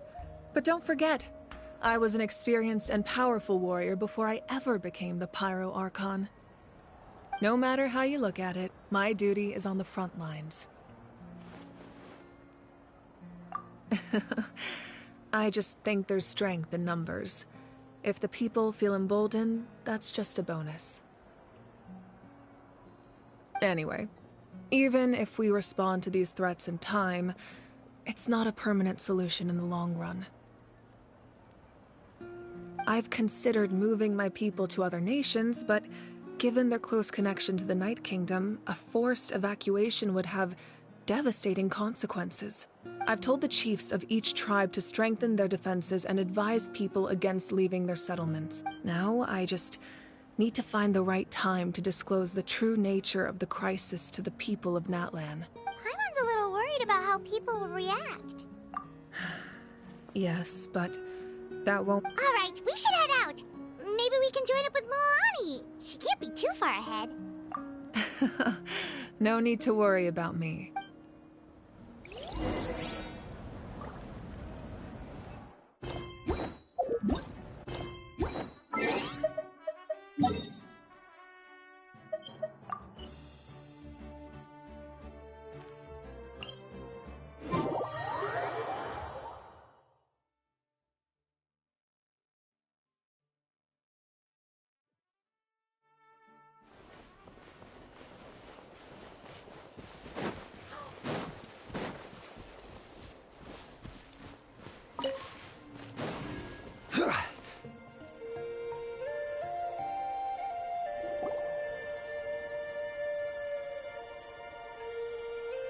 Quick, over here! To safety!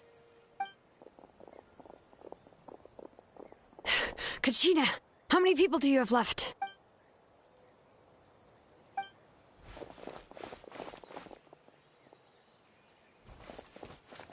What's the situation? There's a trapped caravan that needs our help.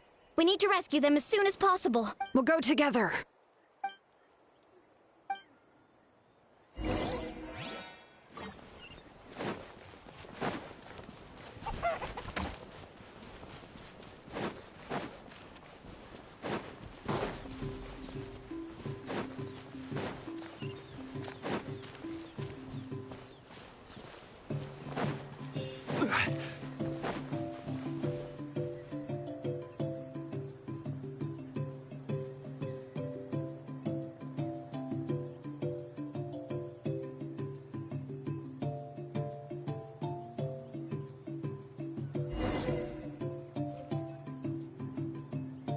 Stay safe. We've got this. Hear the echoes of the valley! Clear the area! Germinate! Carving waves! Amazing! Woohoo!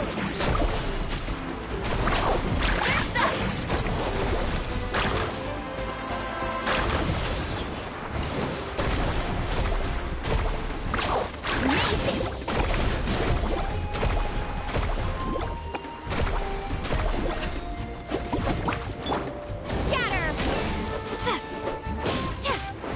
Scatter!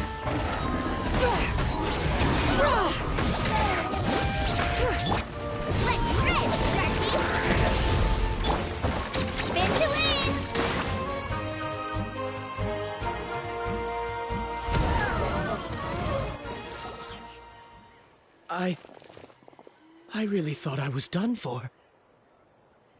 I can't thank you enough. Don't worry about it. We're just glad you're okay. Let's see. Your goods look fine too. Guess the Abyss isn't after Mora. That should be the last abyssal pylon near the Children of Echoes. By the way, where's Lolly? I thought she would come with you. The Masters of the Nightwind also got attacked, so she went back to help her tribe. She said we can deal with the ancient name later. Yeah, that makes sense. The attacks are more urgent. Alright, this isn't a good place to talk. Let's head back to the tribe.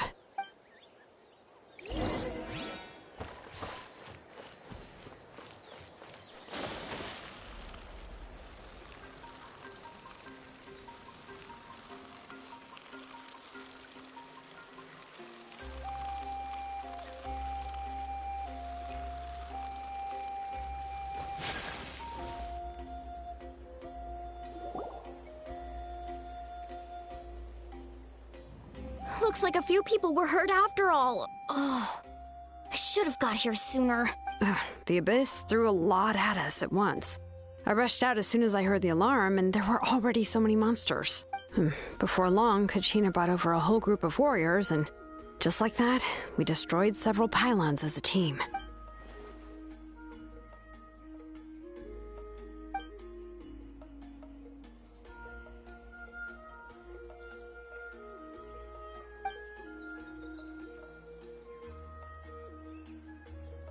You mean the situation in the Night Kingdom, right? Yeah, I feel the same way. We've managed to keep it a secret all this time, but more and more people are realizing something's wrong. It's impossible not to feel anxious when things are getting worse by the second, and all we can do is wait. That just means we need to buy the Pyro Archon more time. Keep pushing, everyone. Every battle is worth something. You really are an eternal optimist, Mualani. You always find a way to cheer people up. Why, thank you. I guess it's one of my better qualities.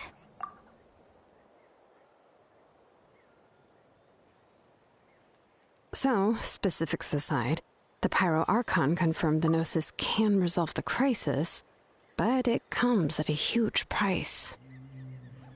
And somehow the captain finds out about it, goes to fight the Pyro Archon, and calls her out for having a solution but refusing to use it. Honestly, if he has the same information as us, I can't really blame him.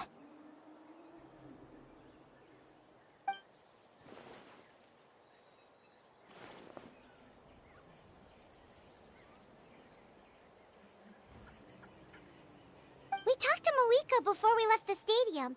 According to her, the cost of the captain's plan is too high. And, well, it makes sense. If that was truly the better choice, she would have picked it. Yeah, I trust the Pyro Archon. When I was upset about Kachina's disappearance, she was really sincere and patient with me. Plus, she burned down all those precious mementos for Kachina.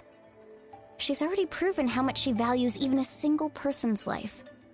When it comes to Natlan's survival, there's no way she would hold back. I agree. Maybe the captain weighed the costs and came to his own conclusion, but I'm sure we have different priorities. Life is important, but so are history and memory.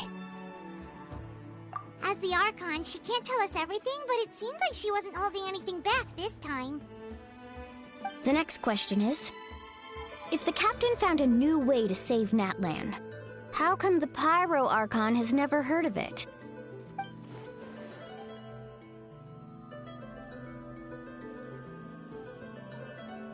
This is all super confusing. We still don't have enough information. Once we figure out what the Fatui are doing, we'll have our answer. Let's head back then. Moika said her intelligence officers should return soon. With how many Fatui there are, someone's bound to give something away. Sounds good. I have a few theories of my own. With a bit more information, we just might get to the bottom of the whole thing. I was just about to ask. Count me in. If I was just a bit faster, we could have prevented a few people from getting hurt. People who could help us in the next battle. It's all a chain reaction. Register? Nah. I'll just follow you around. You know, go where you go, do what you do.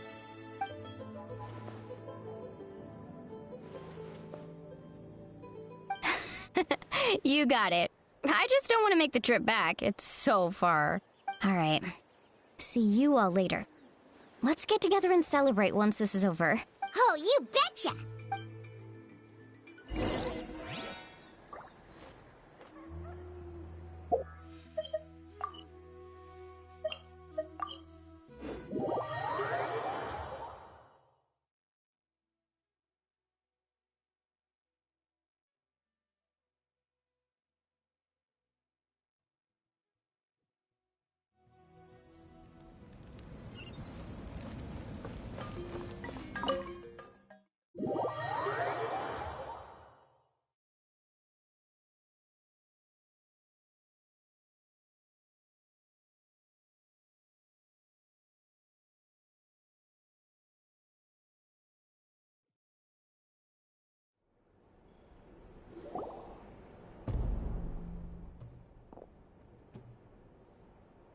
I'm fine.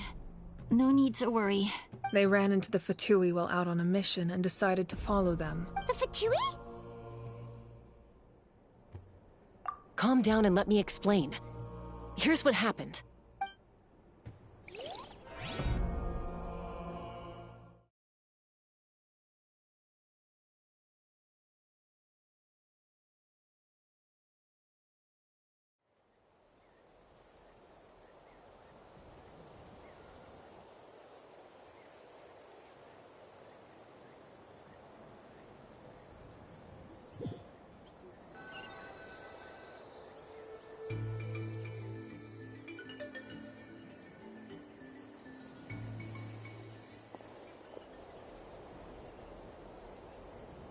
Were they attacked by the Abyss? No, wait. It looks like they're protecting a group of travelers. Over there. Do you see? You're right. That's a traveling group from Natlan. Could they be trading for something? Let's keep observing for now. We're glad you're okay. Given the appearance of abyss monsters all over Natlan, you should cancel your journey and seek shelter at the stadium or one of the tribes. Thank you so much. I wish there was something we could give you. We don't expect anything in return. We were out on a mission and saw you being attacked. It was our decision to help. If you truly wish to repay the favor, you can keep this a secret. If anyone asks, just say you were saved by warriors from Natlan. Oh, okay. We can do that. We're not asking you to cover up our activities. We haven't done anything illegal. Our captain simply wishes to remain undisturbed. Nonetheless, the decision remains yours. If we wanted to keep you quiet, we would have employed a harsher method. Got it. We'll get going now. Did you hear that? They mentioned a captain. Isn't that who the Pyro Archon is looking for? Exactly. We could be onto something big. Still, there was no trade. They were just helping people in need. I didn't sense an ulterior motive. I didn't believe the captain when he said he wanted to save Natlan. But based on what we just saw... Maybe we've been wrong about the Fatui this whole time. It's too early to say. Let's follow them and see what's really going on.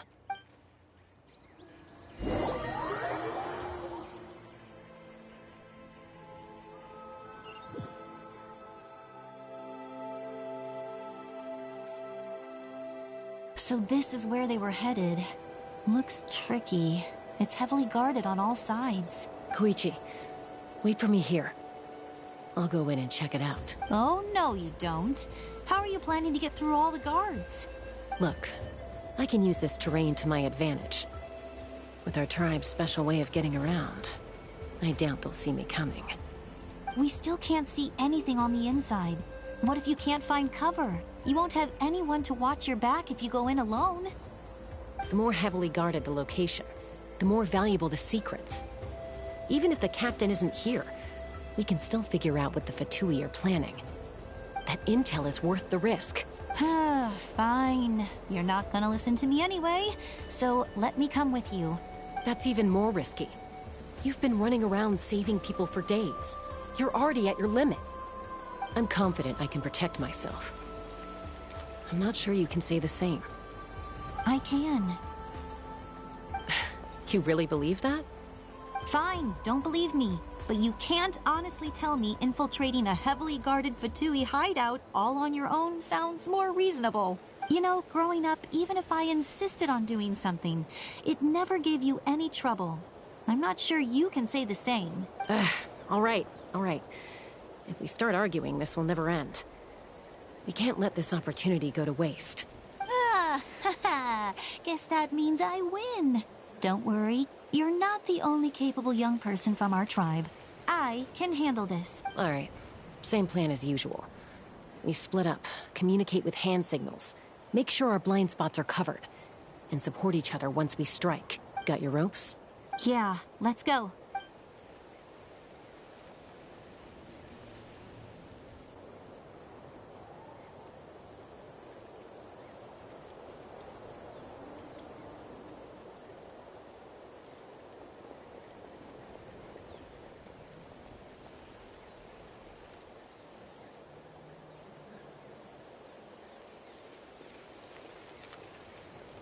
The Fatui have eyes all over this place. I should wait for Koichi's signal.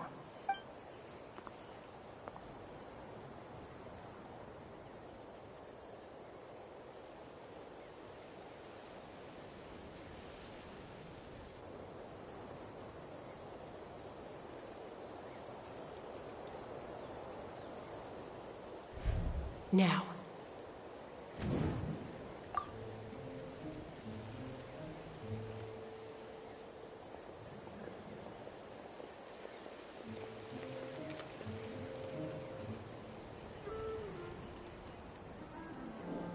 Not sure how many chances I'm gonna get. I need to act.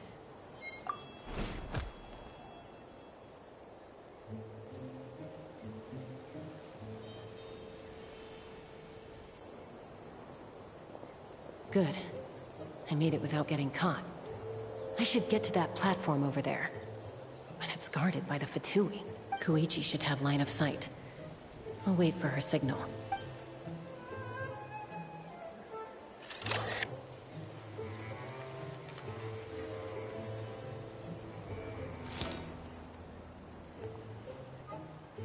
That's it. Now's my chance.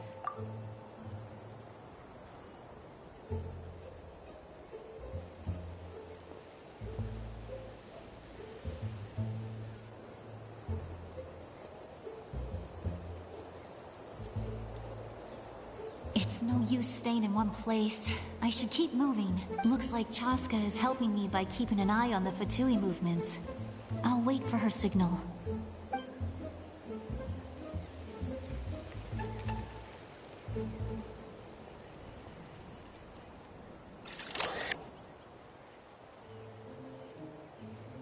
Time to move.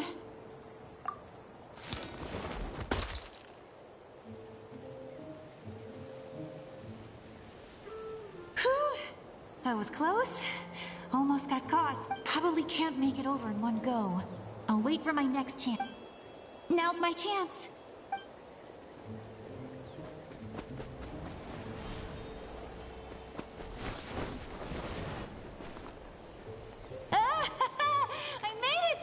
That'll show my sister. Let's see. The Fatui's occupying all the best locations. If we could just get past them somehow. Wait, I've got it!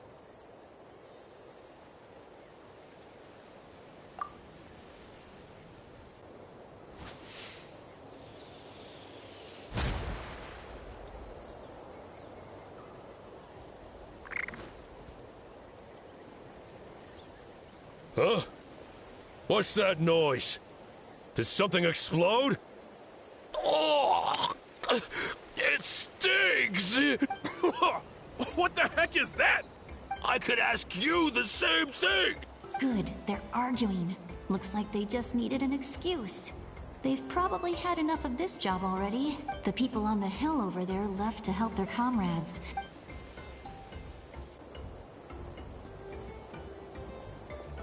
Come get me, Chaska.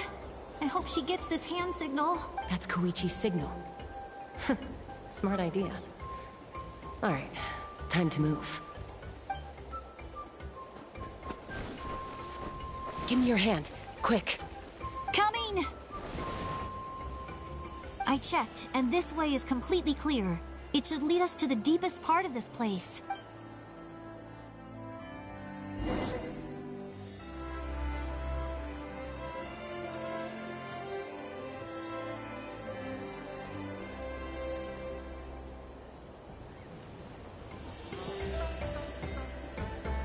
Well, I was pretty helpful, right? You know, everyone usually jumps at the chance to work with me. Not my own sister, though. No, she avoids me like her life depends on it. I was wrong, Koichi. You've done well. Wait, you're just gonna admit it? Now I look like the mean one. Let's focus on the task at hand. All right. If you're not gonna take the bait, then I'll drop it. Looks like the Fatui are here to dig something up. I'm surprised they mobilized this many people. It seems like they're looking for a dragon relic called the Source Mechanism. The device is ancient. Barely any information survives to this day. And even people from Natlan don't know how to use it. Why would this be the Fatui's target? Not bad. Looks like it's in good shape. This should be what our Lord's looking for. Took us long enough. Come on, let's get this thing back. Back? Back where? Should we keep following? You really want to keep going? Of course. We make a good team, don't you think? No reason to stop now. What was that sound? Uh-oh. We've been spotted. Time to go. Falling rock incoming! Watch out for your gadget! What? You'll regret that! After them!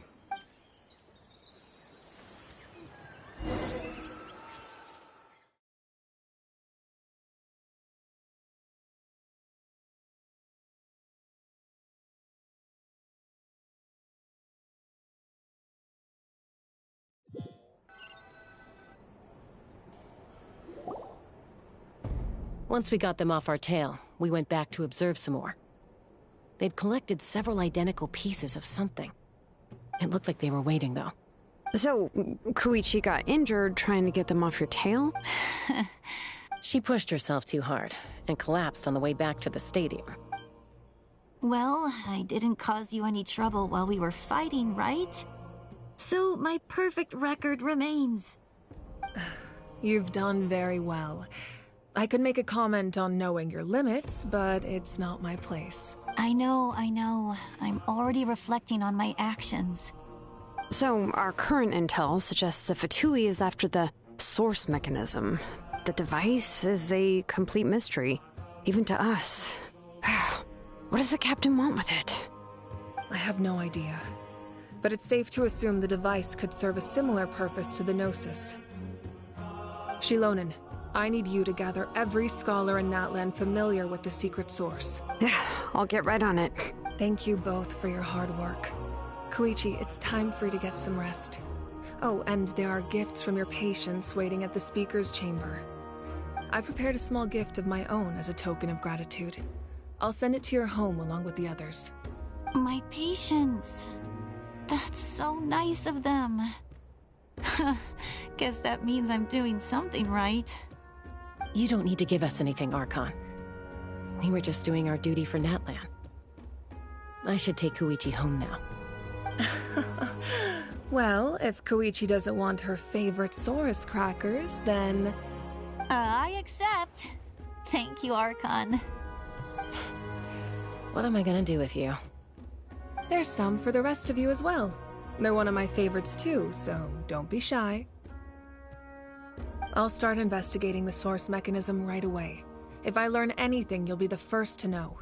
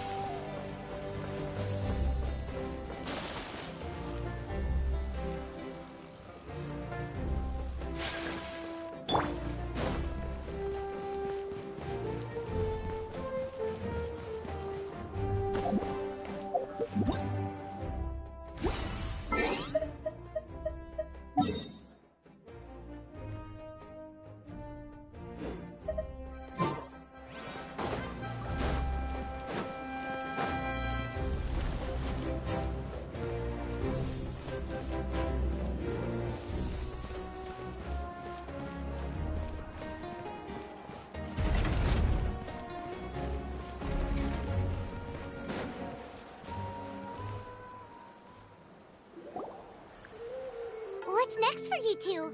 I'm taking Koichi home. With our parents there to keep an eye on her. I can make sure she actually rests. Hey, it's not like I'm some kind of prisoner. I'll be fine in a day or two. There's no need to go all the way home. That's what you always say. Everything's no big deal until you collapse. What if the Abyss attacks again? You're saying if I let you rest in a hotel, you're not gonna rush out the minute you hear the alarm? I won't. Triple promise I won't. Mm-hmm. Fine. On the off chance something like that were to happen, I might. But I'm a doctor. I have a duty to help people in need, no matter how hard or tiring the work gets. I guess you're right. This reminds Paimon of when we first met. Except you were the one trying to stop Chaska from doing something dangerous. I'd do the same for anyone trying to put their life in danger. As a doctor, I don't want people to get hurt because of a rash decision. Then try to see things from my perspective. You clearly want to protect your patients. So can't you understand why your own sister would feel the same way about you? The two of you are the same, you know? I disagree. I understand the risks and costs of my decisions. Who wants to be like her? Overconfident, always making excuses when things go wrong. That's just not true. You think I... Okay, don't get into another fight. Just pretend Paimon never said anything. Don't worry, Paimon. You didn't do anything wrong. Arguing is just how we communicate. Neither of us really takes it to heart. Plus, I guess we are similar in some ways. We're family. I can't help it if my older sister is a bad influence. Okay, you don't have to put it that way. So, you're all good now? Neither of us are really the type to back down, so we'll always have our differences. But still, we get along in our own way. Plus, I know you'll wake up one day and... Be my guest. Come on, let's get you home. See you later, Traveler and Paimon. I'll be back once everything's settled at home. There's no rush. At least grab a nice meal with your family. Bye, you two. Take care of yourselves out there. Those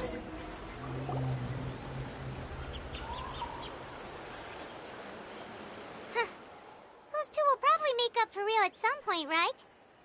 Well, we've learned a lot. Let's go over everything that we know so...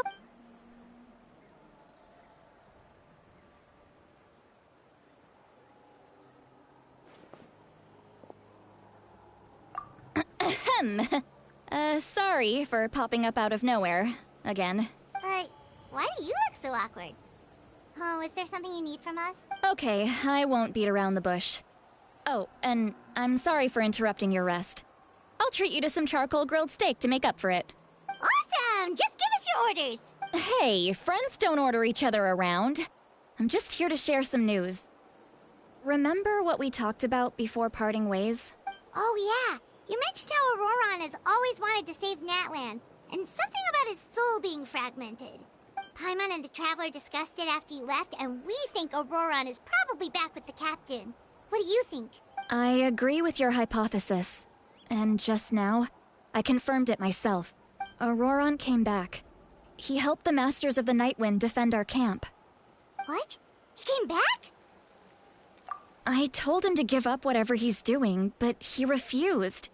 He said they're just one step away from success, so there's no way he can back out now. Apparently, he came back to fulfill his duty to our tribe. When he left, he said it was because he still has a duty to Natlan as a whole. I'm surprised you let him go at all. I had to prioritize my tribe. Besides, the situation was intense. I couldn't focus on outside and inside threats at the same time. Plus, he was on guard.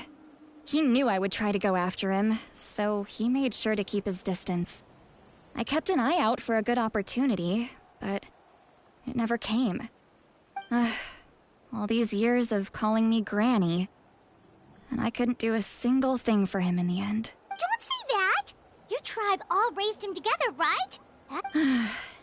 You're right. Seeing him come back reminded me of when he was little. Running around the tribe, dropping by random houses right and left. He's not only a child of the Masters of the Nightwind, but a child of Natlan. It's only natural for a child to want to do something for their family. Besides, Auroron is my apprentice. He might have a few tricks up his sleeve, but I guarantee I know every single one. Wait, what are you saying? Look. Remember how I said Auroron's soul is fragmented?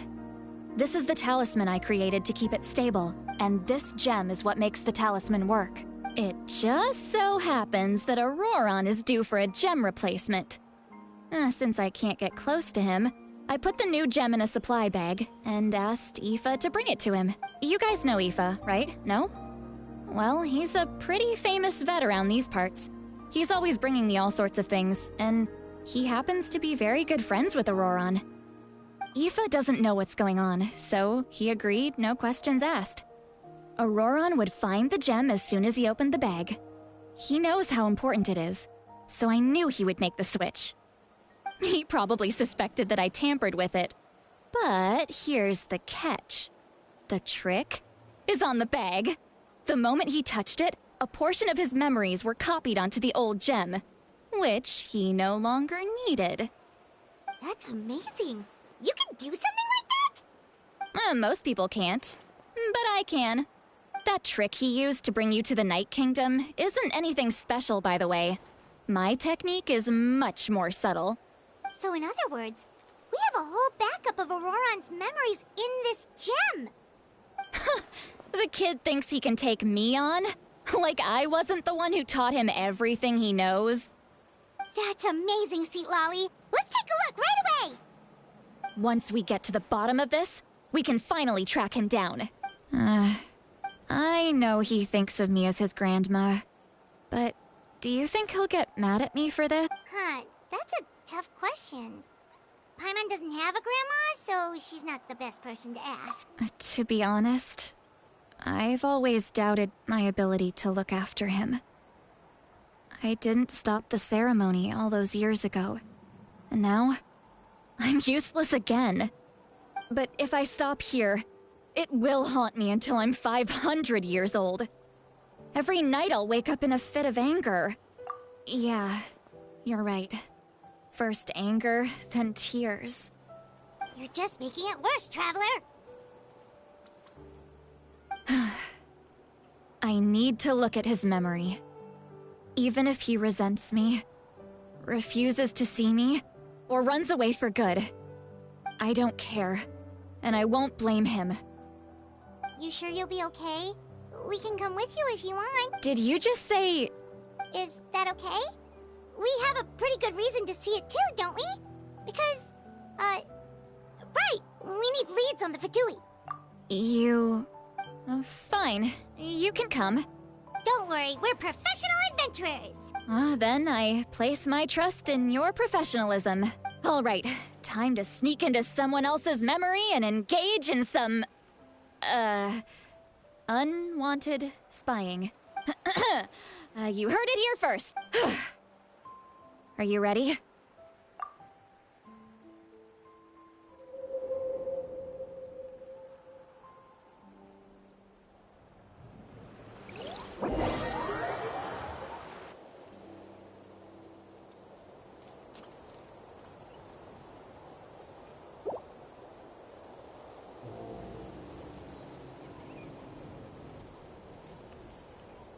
Look how good you're doing. You'll grow into nice big radishes in the future. And you? Aoife says you're taking up too much space, but I think you're a good tree. What do you think? Hey! How's it going, Auroron? Good. How are you, Uncle Okanbi? Can't complain. What you up to? Naming your vegetables again? No, just some idle conversation. Sounds fascinating. What did they say? They told me you were coming and that you would take some produce with you. Ha! Only if you're offering. By the way, I ran into Aoife yesterday. He told me Chaska's fostering a saurian at his place. Said the thing trampled over a part of your radish garden.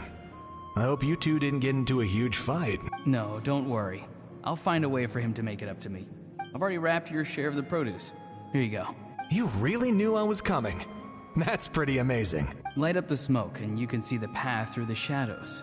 That's what everyone says. Hey, Have you seen that strange group of people that just appeared out of nowhere? Appeared out of nowhere? I don't think so. It's the Fatui. Their leader seems like a big deal. He didn't bring many men with him, but they're all elite warriors. If you run into them, be careful.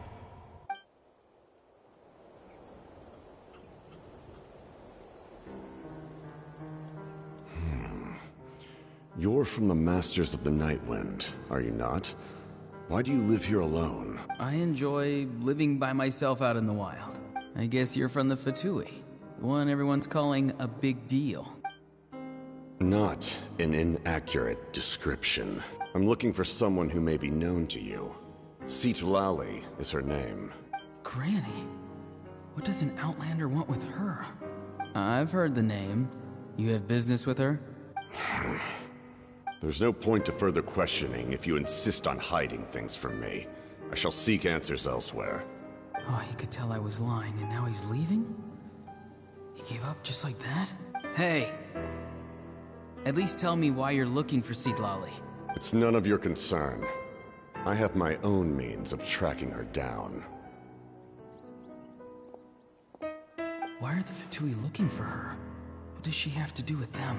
I can't just let them go like this. I have to figure out what they're planning.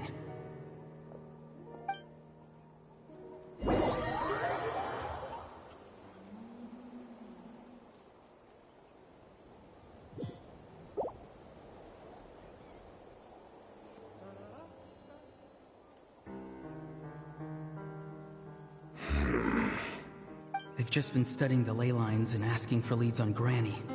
I can definitely rule out some sort of invasion. The situation has seen no true improvement. The Pyro Archon did not fulfill her promise. My lord! Ignore him. He is no threat. He knows I'm following him, but he doesn't seem to care. He's strong, I can tell. But there's something unusual about him and also familiar in some way. I can't describe it. What is it? My lord, I feel dizzy. A ley line disturbance. Certain presences have been forced to wander outside their rightful realm.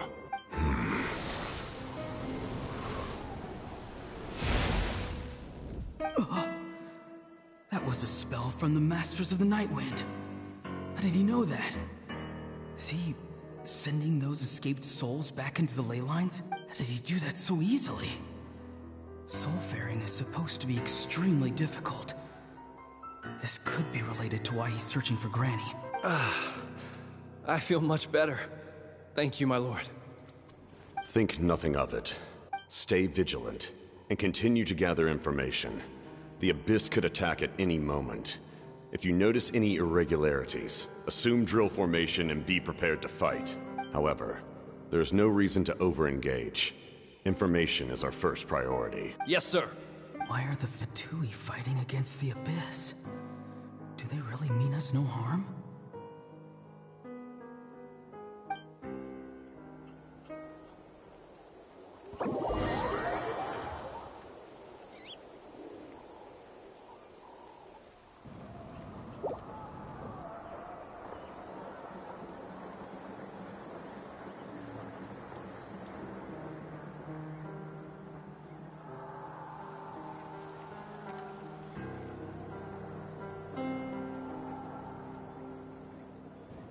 I've been following him this whole time and still they ignore me?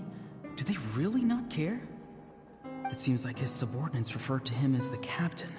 Never heard of him before. And now he's headed to the stadium. That's unusual. Oh, what is he gonna do? You two, with me.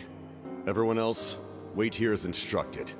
Send word to the other teams to retreat immediately if this fails. Yes, sir. He's going inside? But the Pyro Archon is in there. What does he want with her? Forgive me, my lord. Allow me to check one more time. Do you truly wish to do this? The time for idle observation is over. It now falls on me to act. This nation is out of time. Yes, sir. He just walked straight into the stadium. What is he gonna do? They're both incredibly strong. How long will they have to fight until someone comes out on top? Wait, this feeling. Just like the other day near the ley lines, it's faint, like a soul's trying to escape. Where is it coming from? Is that why he's looking for Granny? If he dies here, then all clues will be lost. I can't let that happen.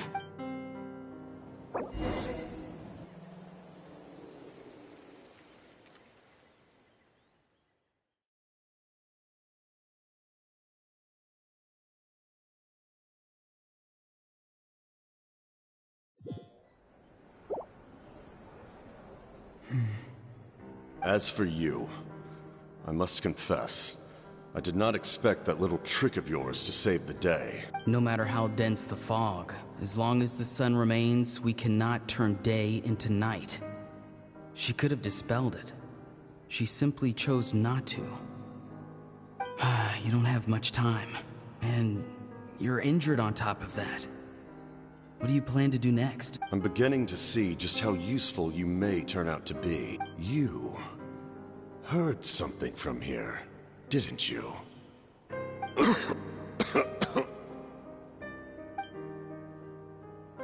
No need to force yourself.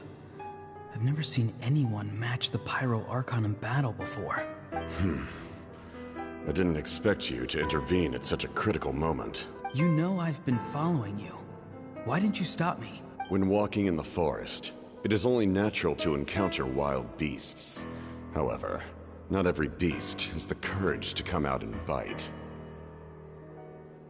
And yet, one of those very beasts saved your life.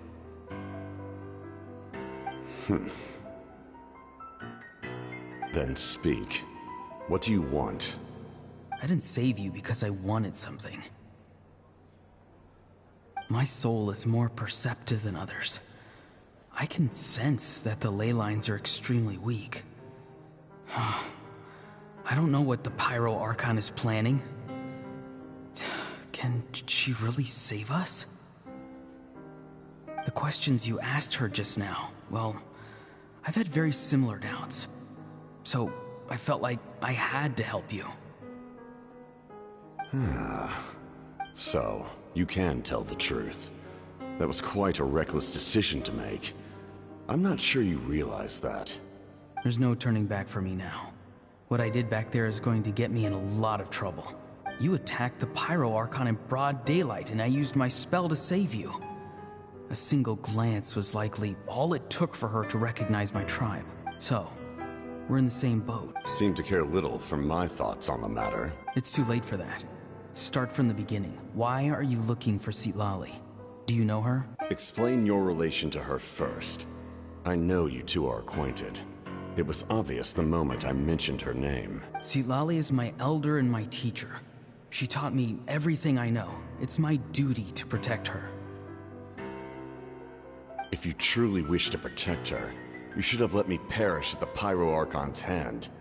Yet, you chose otherwise. Do I really need to tell you what that means?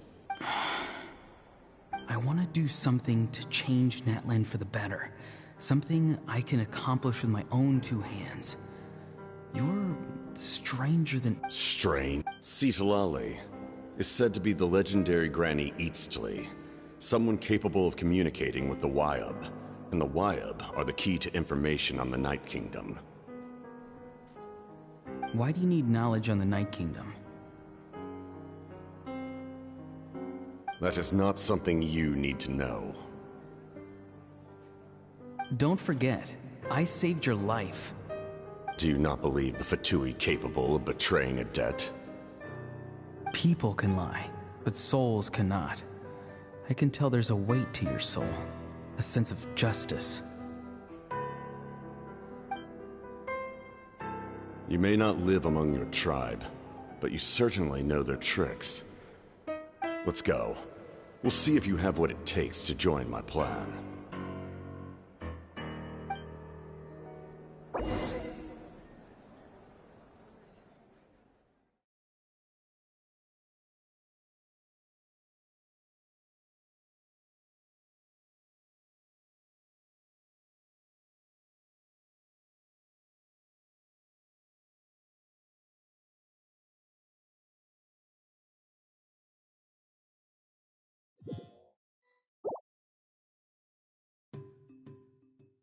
I see.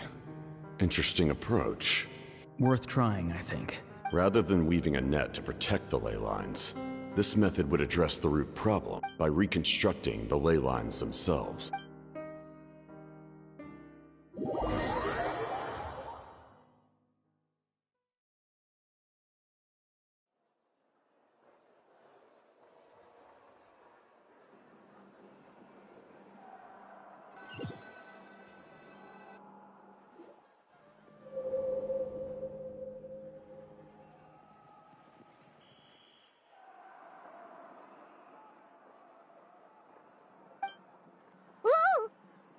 Traveler, Paimon. Are you two alright? Paimon's fine, just, a little dizzy.